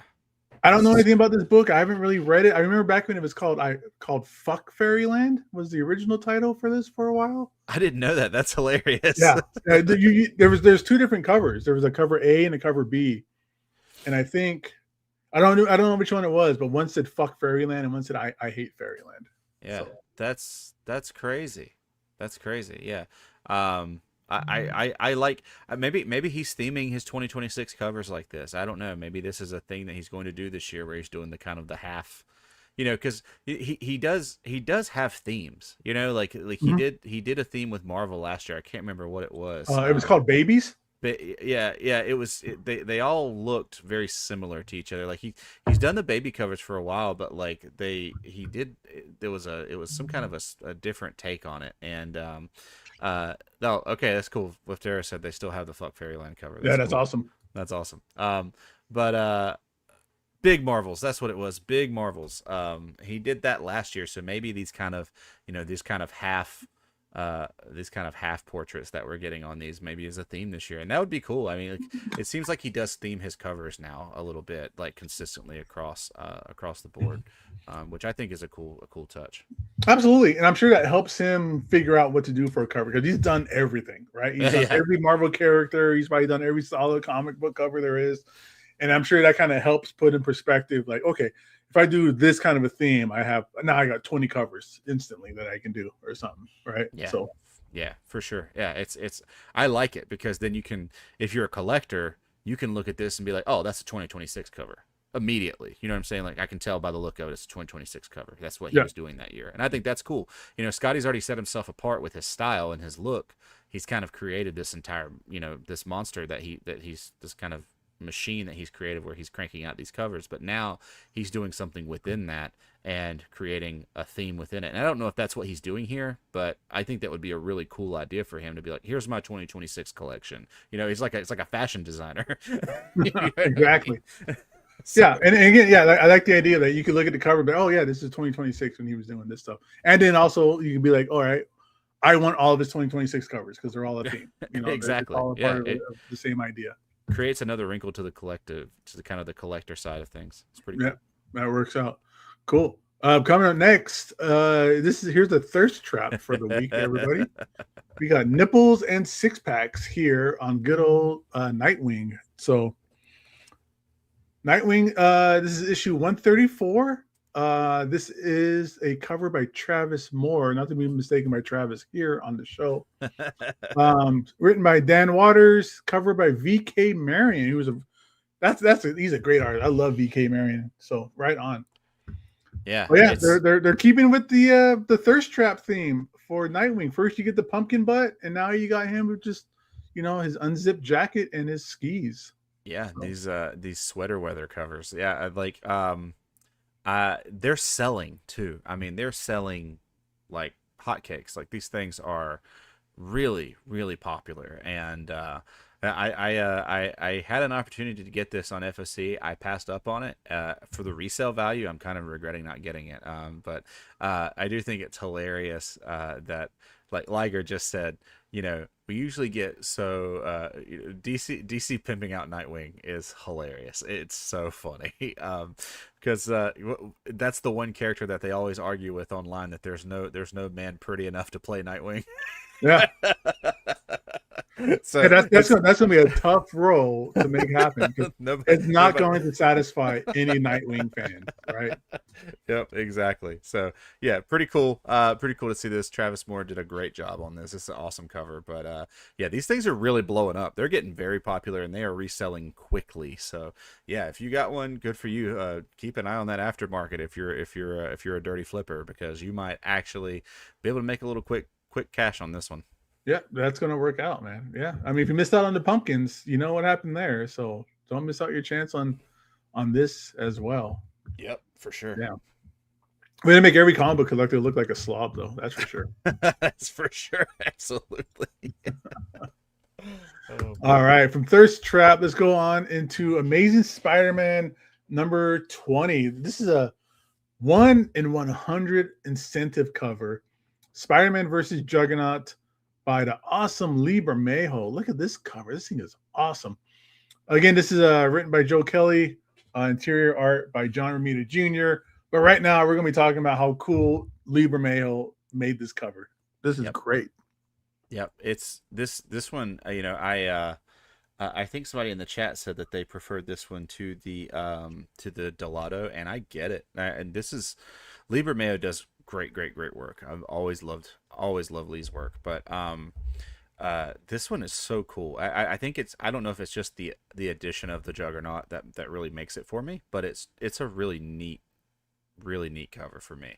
I believe this is available in a trade dress as well, which is cool for folks that don't want to spend the 1 in 100 coin. So yeah, definitely an awesome Bermejo cover. Oh yeah, I love it. It's Juggernaut, who's just big and menacing on the cover. Another Lee Bermejo, though, another guy that makes Spider-Man a little sinister and menacing looking. I find that Bermejo and Dell'Otto have similar vibes but very different styles. Like you can definitely tell the difference in the two of them. Like you can instantly tell it's a Dell'Otto, you can instantly tell it's a Bermejo, but I feel like the vibes and maybe it's the realism that they give to the characters. I don't know what it is, but they really do have a good way, like you said, of kind of bringing that kind of menacing side of things out of these characters. Yeah, and he kind of does the black and red style looking Spider-Man suit too. Yep, exactly. Yeah, and I think it's a great touch. And I love this cover because it kind of tells you a little bit of a story, right? It's Spider-Man jumping out of the way of you know, Juggernaut's train like punch, right? You see him just kind of flipping around, landing. It's great. I love it when it tells a little bit of a story. Yeah, that's for sure. That is fun. All right, 1 in 100 cover for that, man. We were talking about 1 in 5s, and here we are at the 1 in 100 mark, Yeah, right? getting to the big boy incentives over here. Yeah.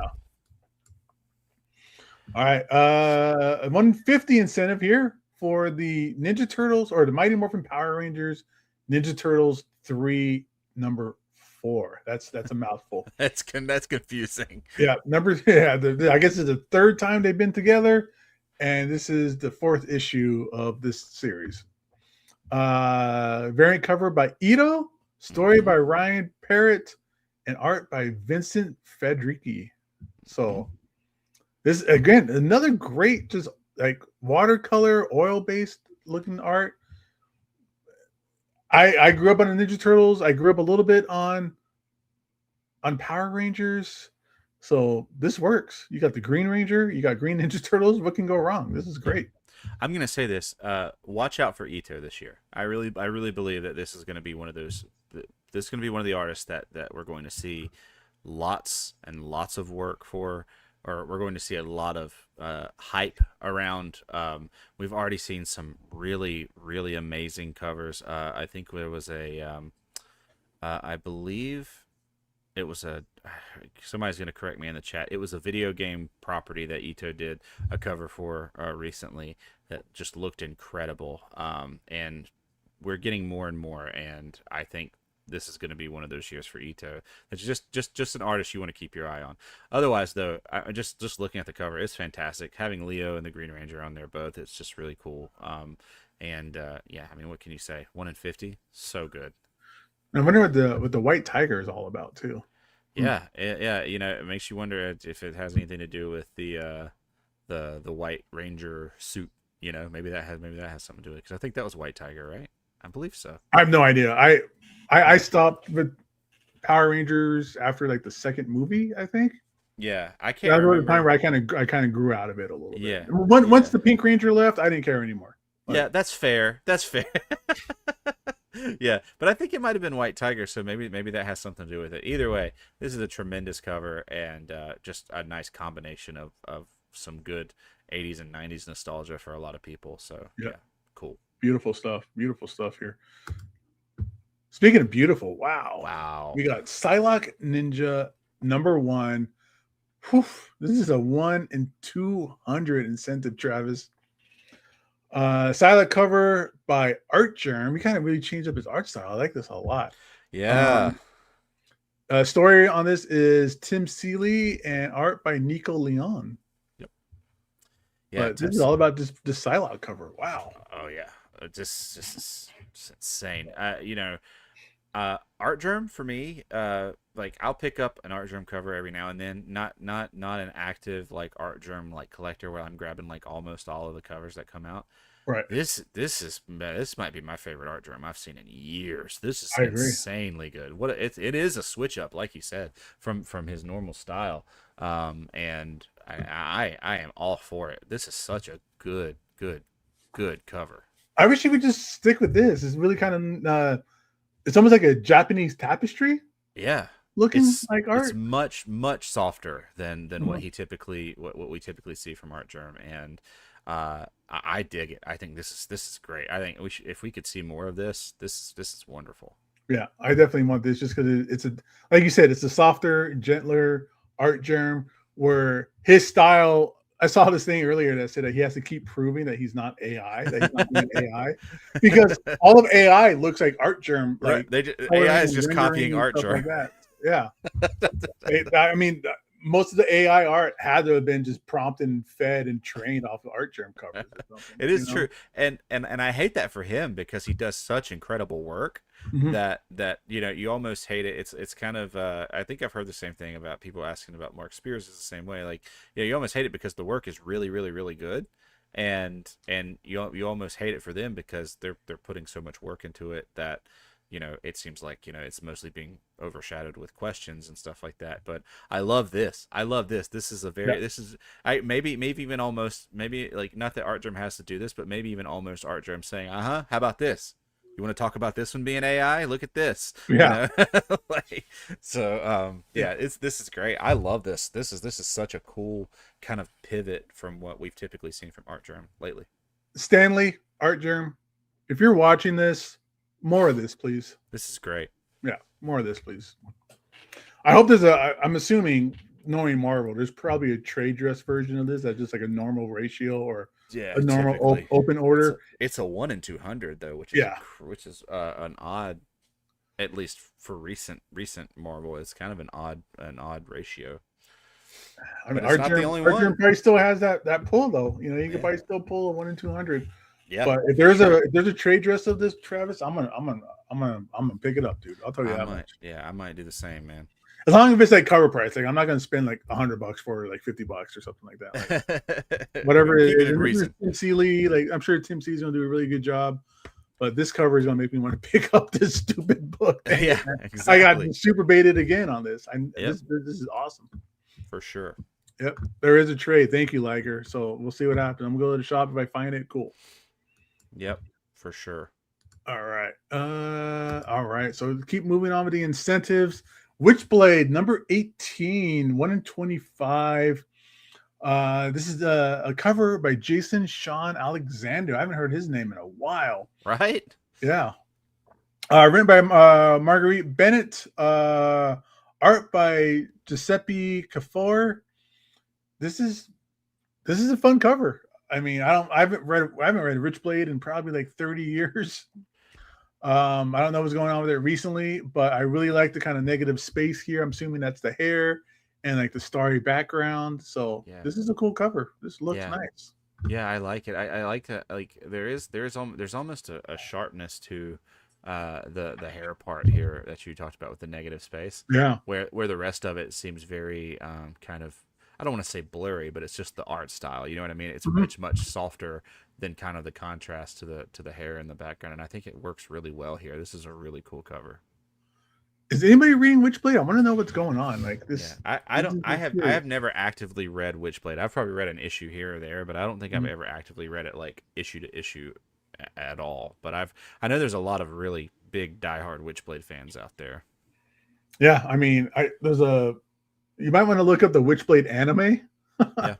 It's what people would really want from Witchblade back in the 90s. It's all just hot chicks and jiggling bits and, you know, metal bikini suits and stuff. Yeah. That sounds about right for it sounds like an anime, right? Yeah, it sounds like a 90s anime. That's right. Yeah.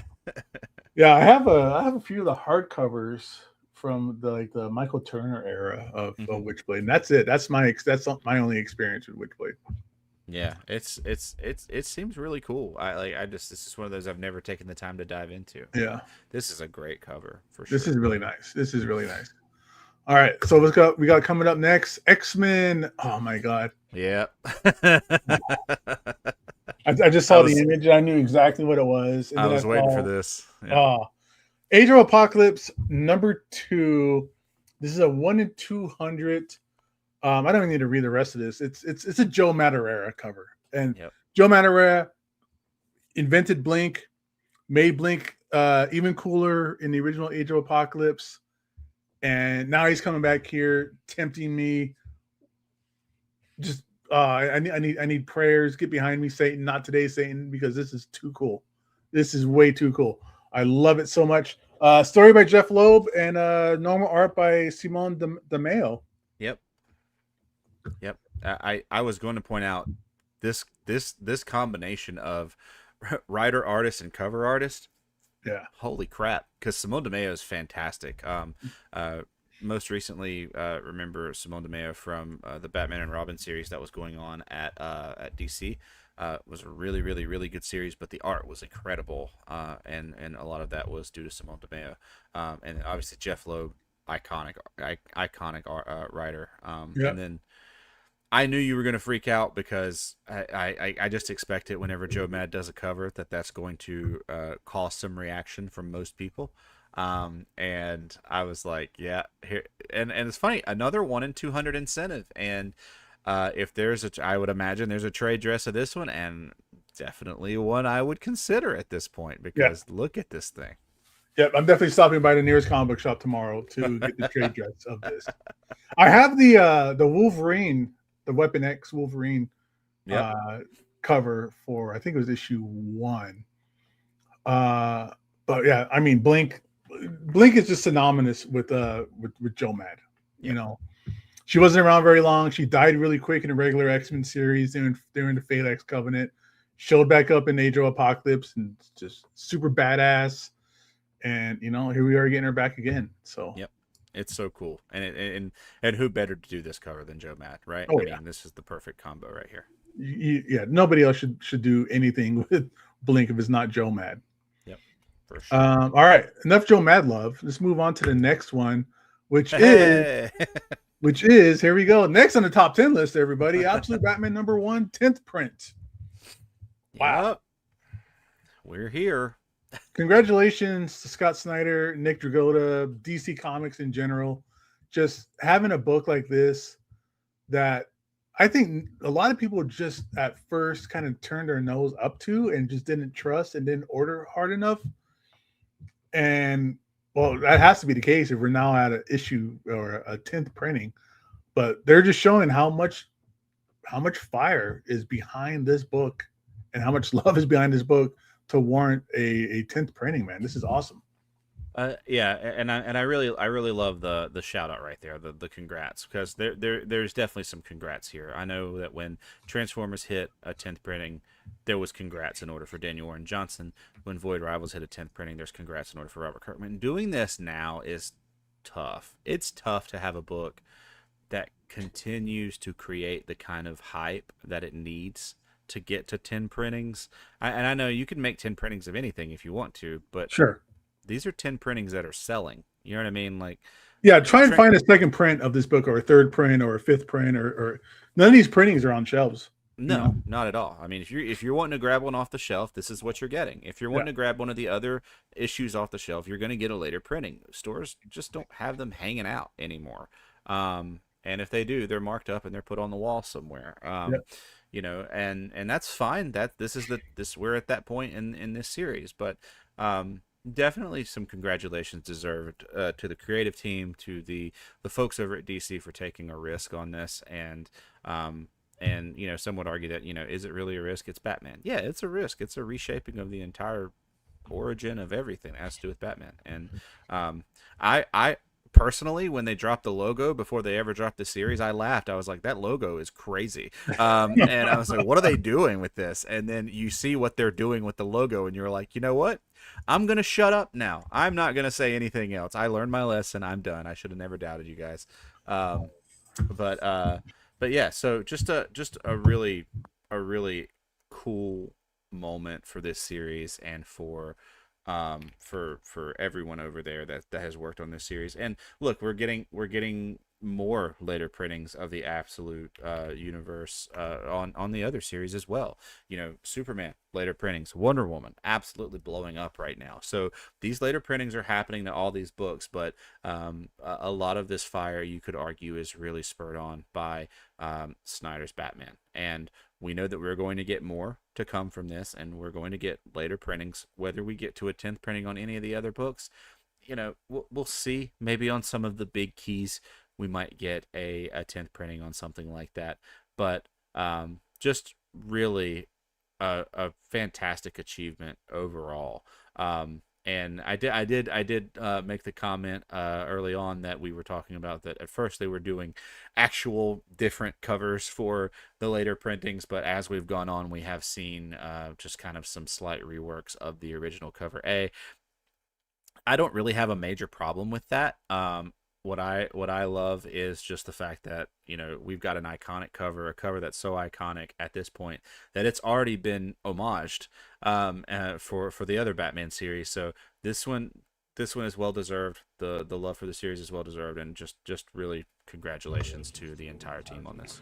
Absolutely. I mean, like you said, there's no printings 1 through 9 are basically gone. If you want an issue 1, you don't want to spend $200 for it, this is going to be your shot, everybody. You know, this is, you know, people coming into stores, this is what's going to be on the shelf for people. So I'm sure stores are loving it that they could keep this. That's always been a problem with comics, at least back in the day, is once it sells out, it was usually gone and that's it. Good luck. You know, go search for it on eBay or find it at a shop on the wall or something like that. but they've been keeping this available for people. Yep. And that's what's really been driving the book. Is if it's not available, no one's going to read it, right? Like you kind of miss out on that sale, you miss out on that customer, you miss out on that fan. But yeah, a 10th printing, I'm excited for that. That's so cool. And to your point, you get a later printing in someone's hands. You let them read the series for the first time, and then you've got someone who's probably going to come back and buy the new issues. They're going to come back and get 16. They're going to get 17, 18, 19, all the way up. You know, they're going to get the trades and catch up. Yeah, you know, exactly. And then keep going from there. And that's the beauty of these later printings, I think. You know, so that's what I used to do. I used to read a series and trade, and then catch up, and then get the single issues. Yep, same. I did that with Invincible back in the day. I did that with Walking Dead back in the day. Yeah, you know, that was kind of my way. If I missed out on a series, I would get the trades and then just go. You know, because that was basically like your 10th print, right? That was like your extra printing kind of thing. So yeah, exactly. That's how you keep people interested and around. Awesome, dude. I might just pick this up. I'm considering it just to have a monumental kind of thing like this. Yeah, I've been grabbing them. I have definitely been grabbing the later printings as they've come out, if they're available. I'm not going out of my way, but if they're available on FOC or something like that, I'll try to grab one just to have it, because I just think they're cool to have. Yep, definitely on a book like this. Sounds awesome. Yep. All right, let's keep this party going. Next slide here, man. This is cool, everybody. Hey, for everybody out there who's into like the cool extra, incentive covers, here's your chance on Absolute Batman number 10. You got a 10th print B cover with InHyuk Lee. This is a cardstock variant. And then you have on the other side here the foil variant for the 10th printing as well. This is cool. Yeah, great cover. And I like the minimal trade dress on the C. Yeah. Yep. Oh yeah, I'm trying to.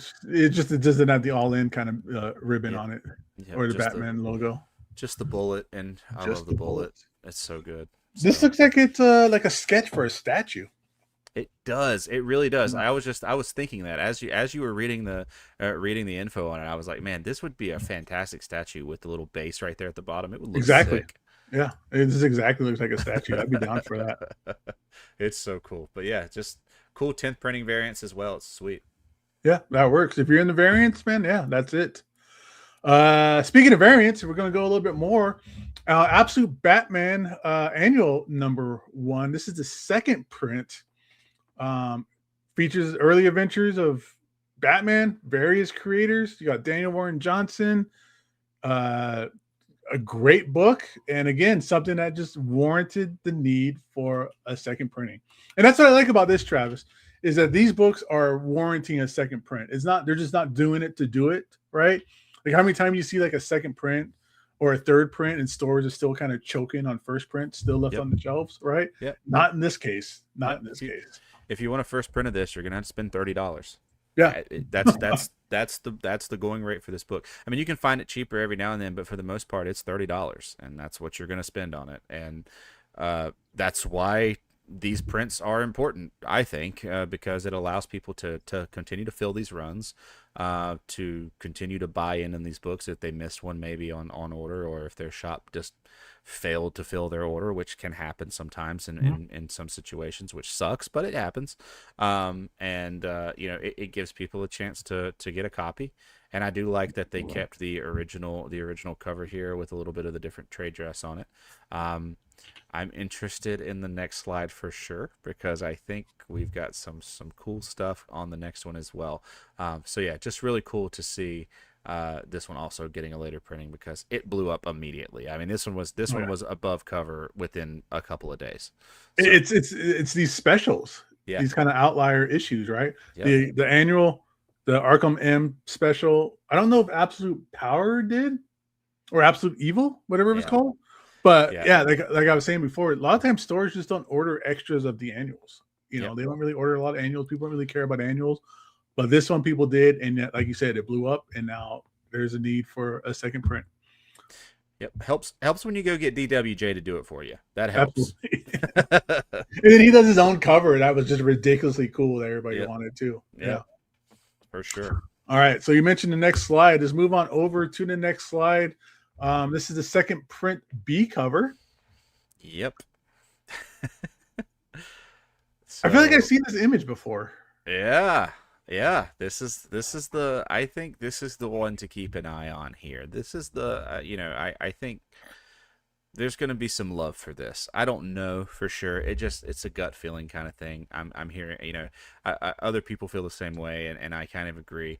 It's a it's another Daniel Warren Johnson cover on his issue that he got, to do some work on and got to do the original cover for. It seems like a really good combination here, and it's getting some love already on pre-orders for sure. Yeah. So definitely, if you can get your hands on this one, I think if you're into Absolute Batman, this will be one that's well worth your coin here. Yeah, I love the intensity of this book. Is that $7.99? I can't see the I think it's $6.99. I believe it's $6.99.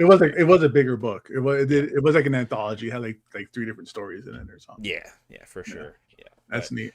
Yeah, this is a great cover. I mean, obviously, if you like DWJ, this is every bit of his style here, and definitely think this is one to take a look at for sure.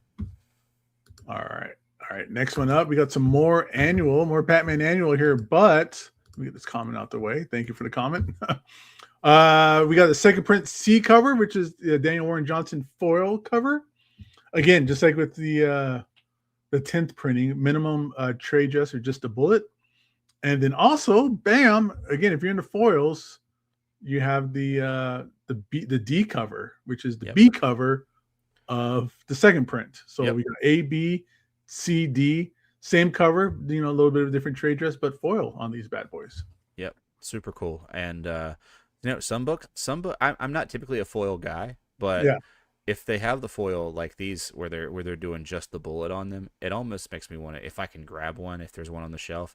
I typically don't pre-order foils, but if there's one just hanging out, I might grab it because I like the look with just the bullet up there. There's something about it. It's very cool to me. So yeah, these are neat. I'm not a big foil guy either. I wish it was just like trade dress lists or minimum trade dress covers like this without the foil. Because the foils, it seem to kind of, on certain covers, it kind of really dims the coloring. Agree. And then, you look at them the wrong way, and they get fingerprints all over them. That's true, man. I'm telling you, and I leave fingerprints on everything. I don't know what my problem is, but you cannot be a criminal at all. No, I got to wear gloves all the time if I'm handling foils because it's just gonna look bad. So I just got to keep them in the bag. I hear you on that one. All right, man. Absolute Batman killing it this week, guys. Be on the lookout. You got the 10th print of number 1, second print of the annual with foils on both of those. So it's gonna be a big week for that stuff. And then here we are. This is gonna be our last slide for the night. Everybody, thanks for sticking with us for almost 2 hours for 2 shows tonight. And we're gonna end on a big boy right here with Infernal Hulk number 1, 1 in 25 variant. By Steven Segovia. This is, it's the same creative team that's been killing it on this book for the last couple of years. Philip Kennedy Johnson and Nick Klein. Just what a powerful image on this book, man. This is a pretty cool cover. It's really good. It's super, super, super good. And I will say this: the love that this book has gotten from folks that I talk to, I definitely. This might be the first Hulk series I've picked up in years. Since Immortal Hulk?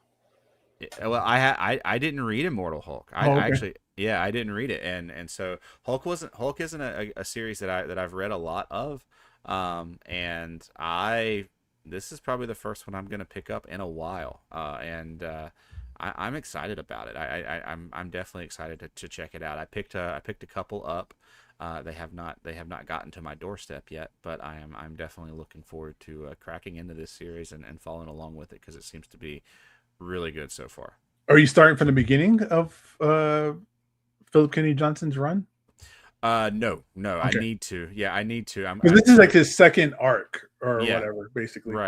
Right. So what I want to do is I want to go. I'm grabbing these, right, and getting those, but I'm gonna read these and then try to back read the others. Okay. If it will make sense. If it doesn't make sense, then I'm gonna have to just start from scratch and go. That's old school comic books, man. You pick up whatever issues out now, and you kind of work your way backwards as going forward at the same time.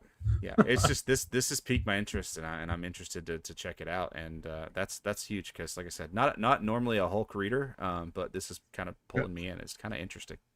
I like it when they do something different with Hulk. It's like with the Mortal Hulk, this is a totally different kind of thing with the different possessions or whatever it's going on. Like it's another body horror they did with Mortal Hulk, because for the longest time it's basically like Hulk versus the army kind of stuff. You know, like just leave me alone. I want to be kind of on my own kind of stuff. But yeah, this is cool. Yeah, definitely Michael Baker. This is a good book to pick up if you're into this. 1 in 25 is not that bad.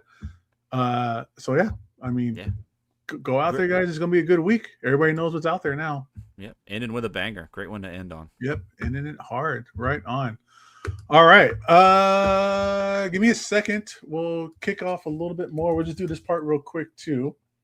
Take a look at the cover price for other books that are coming out this week. We'll just scroll through real fast because we are at the end of the fun today, everybody. What a fun night it was too. My goodness. Yeah. What a fun night. And we're not done yet. We got a little bit more going on here. We're going to kick this through. Honestly, I forgot about this part, but let's make it happen. Let's do this too. So let's take a look at the other books coming out for this week. Am I not logged in? Come on, CovrPrice. No, there it is. No, everything's locked. Oh. Let's go to new releases. There we go. Hopefully this is all on here without me being logged in or anything. All right. Let's take a look at this week's books. Let's take a look at. No, I got to be logged in. What's going on with this? Give me a second here, everybody.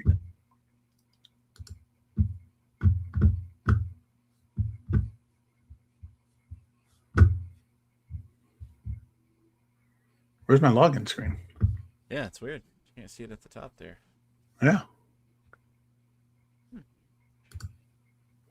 CovrPrice.com. All right. Well, let's see what we got on this new releases list that we can take a look at.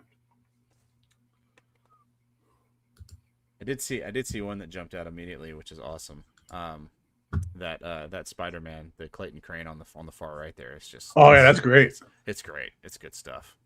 Yeah, I like this Captain America versus the Xenomorph on the airplane here. That's pretty killer. That series has been fun. I read the first 2 issues and it's been really a lot of fun. But yeah, these Marvel these kind of framed covers that we're getting, because there's a Black Panther right underneath it, underneath that Spider-Man. They're really neat. Like I really like kind of the whole framing of the covers there. And there's that Bermeo Juggernaut as well. Oh, so yeah, the moment the trade dress isn't that bad. The trade dress isn't like blocking anything really. I kind of dig the font on that trade dress. It looks good. It suits it. Yeah, it's almost like see-through, like opaque or something. You know, it's not like a solid, like if it was a regular like, you know, Amazing Spider-Man logo, it'd be just covering up all these clouds in the background or smoke or whatever that is. But yeah, that's great. Yeah, it suits the style. It suits the style of the art for sure. Clayton Crane's is back. I mean, he's back doing work hard. He's coming back full force. I've been seeing a lot of his stuff popping up more lately. Yeah, for sure. Oh, that's a neat spoiler variant right there. The Chip Zdarsky. So I guess Chip is doing that cover. That's sweet. That's cool. Oh, the Doom cover there. Yeah. That's neat. Yeah, there's a lot of. I like this Captain America, this Ivan Tao one. I wish he was actually like punching the logo, like the logo was broken up. That would be a sweet little touch there. Yeah, for sure. Yeah, that's a missed opportunity, I think. What's going on here? So I know that some of the Daredevil and Punisher ones are pretty sweet too. There's I believe it's that one right there, the Clayton Crane again. He's killing it, dude. Like, he's really making it happen. Yep. I did see that that Ramos Fantastic Four is really sweet too. That one jumped out to me as well, and it's definitely a kind of a stunning little Invisible Woman cover. I like this Joe Jusko one. It's kind of the classic looking Fantastic Four. I've seen that one Kirby popping up style. on people's social media. I'd say that one's getting some love this week. It's really Yeah, cool. that one's cool. Let me blow that up real quick because I like that. I just like seeing the old Jack Kirby style, artwork on here. Kirby's King. Yeah, absolutely. There we go. That's sweet. That's Yeah, sweet. that looks cool. That's some big hair right there. That's the 60s for you, man. They had those giant hair dryer domes and stuff, That's Yeah. awesome. And then Reed with that haircut and the gray temples still. Yeah. I'm still hoping that the day that my hair starts to turn gray, that it grays like Reed Richards, because I feel like that's so distinguished. Just dye the rest of it and just leave that part there. Yeah, that's what I should do. That's what I should do. Yeah, I'll do that too. Some cool Hulk Smash covers on here this week. Clayton Crane doing a Archangel, a Dark Archangel. This is awesome. Wow, that's insane. So this is the week of Clayton Crane. Absolutely. That's really cool. I like those bordered covers. They're really sweet. Yeah, it kind of looks like a trading card kind of thing. Yeah. It looks cool. But yeah, I'll take that over a 1 in 50. Like this is probably gonna be too much. Yeah, I agree. I mean that one's probably cover price right there. So I like the border. It looks good. It doesn't take away from the image really at all. No. Inglorious X-Force. Apparently that's the first appearance of a new X-Force team, so that's kind of cool with Archangel and Helverine. Yeah.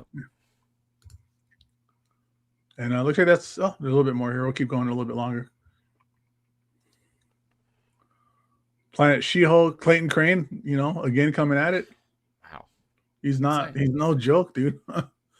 This is a huge drop week for him for sure. Psylocke Ninja's got a lot. That Derek Chu, man. I remember when I seen this first come out and I was like, dude, this is talk about thirst trap. Like this is that's an intense cover, dude. I had to grab the Derek Chu Absolute Harley that came out. That was a killer cover. Yeah. And this one's fantastic. I know Psylocke is these Psylocke covers are super popular, and doesn't surprise me to see so many coming out for Psylocke Ninja. Nope. Nice and thick on her too, man. I still remember that X-Men #1 where she came out of the water wearing that Pikachu bikini. That's when I hit puberty. I remember that.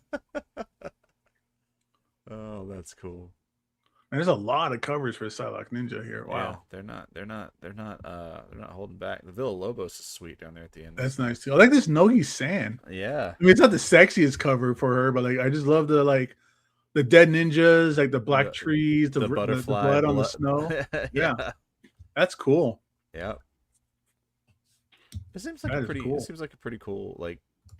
series. It looks like it's going to be. So it might be one that I read after the fact, maybe in a collected edition. They got Joseph Michael Linsler to do. Oh, it's an exclusive. Oh, yeah, it is an exclusive. It's 217 exclusives. Oh, they have so that's like a white version, and then they have like a fully. Like, it looks like there's another version that he has that's got a little more. It's a little more busy on the background. That is sick. That's a really cool. Sweet cover. I mean, I've never seen a Joseph Michael Linsler cover of a woman where her nipples weren't kind of poking out through her shirt. They must have been like, nope, can't do that.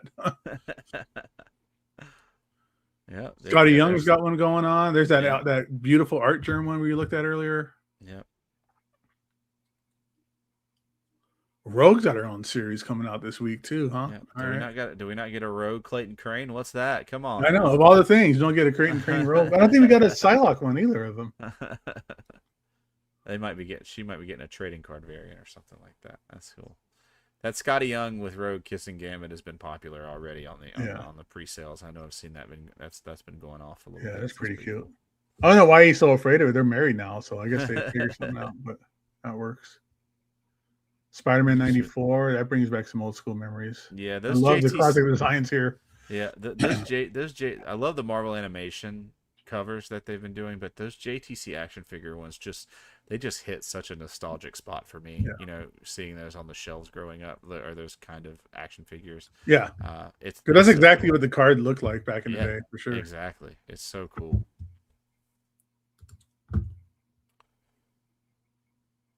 Another JTC action figure variant into Star Wars. That's weird though. I think that this figure already exists, but I don't know. Yeah, super cool. Ultimate Black Panther's coming to an end. This probably should be like the last issue, I would think, or close to it. Yep. I think a lot of them are ending on 24. All right. Speaking of ending, let's go and just end this with that then.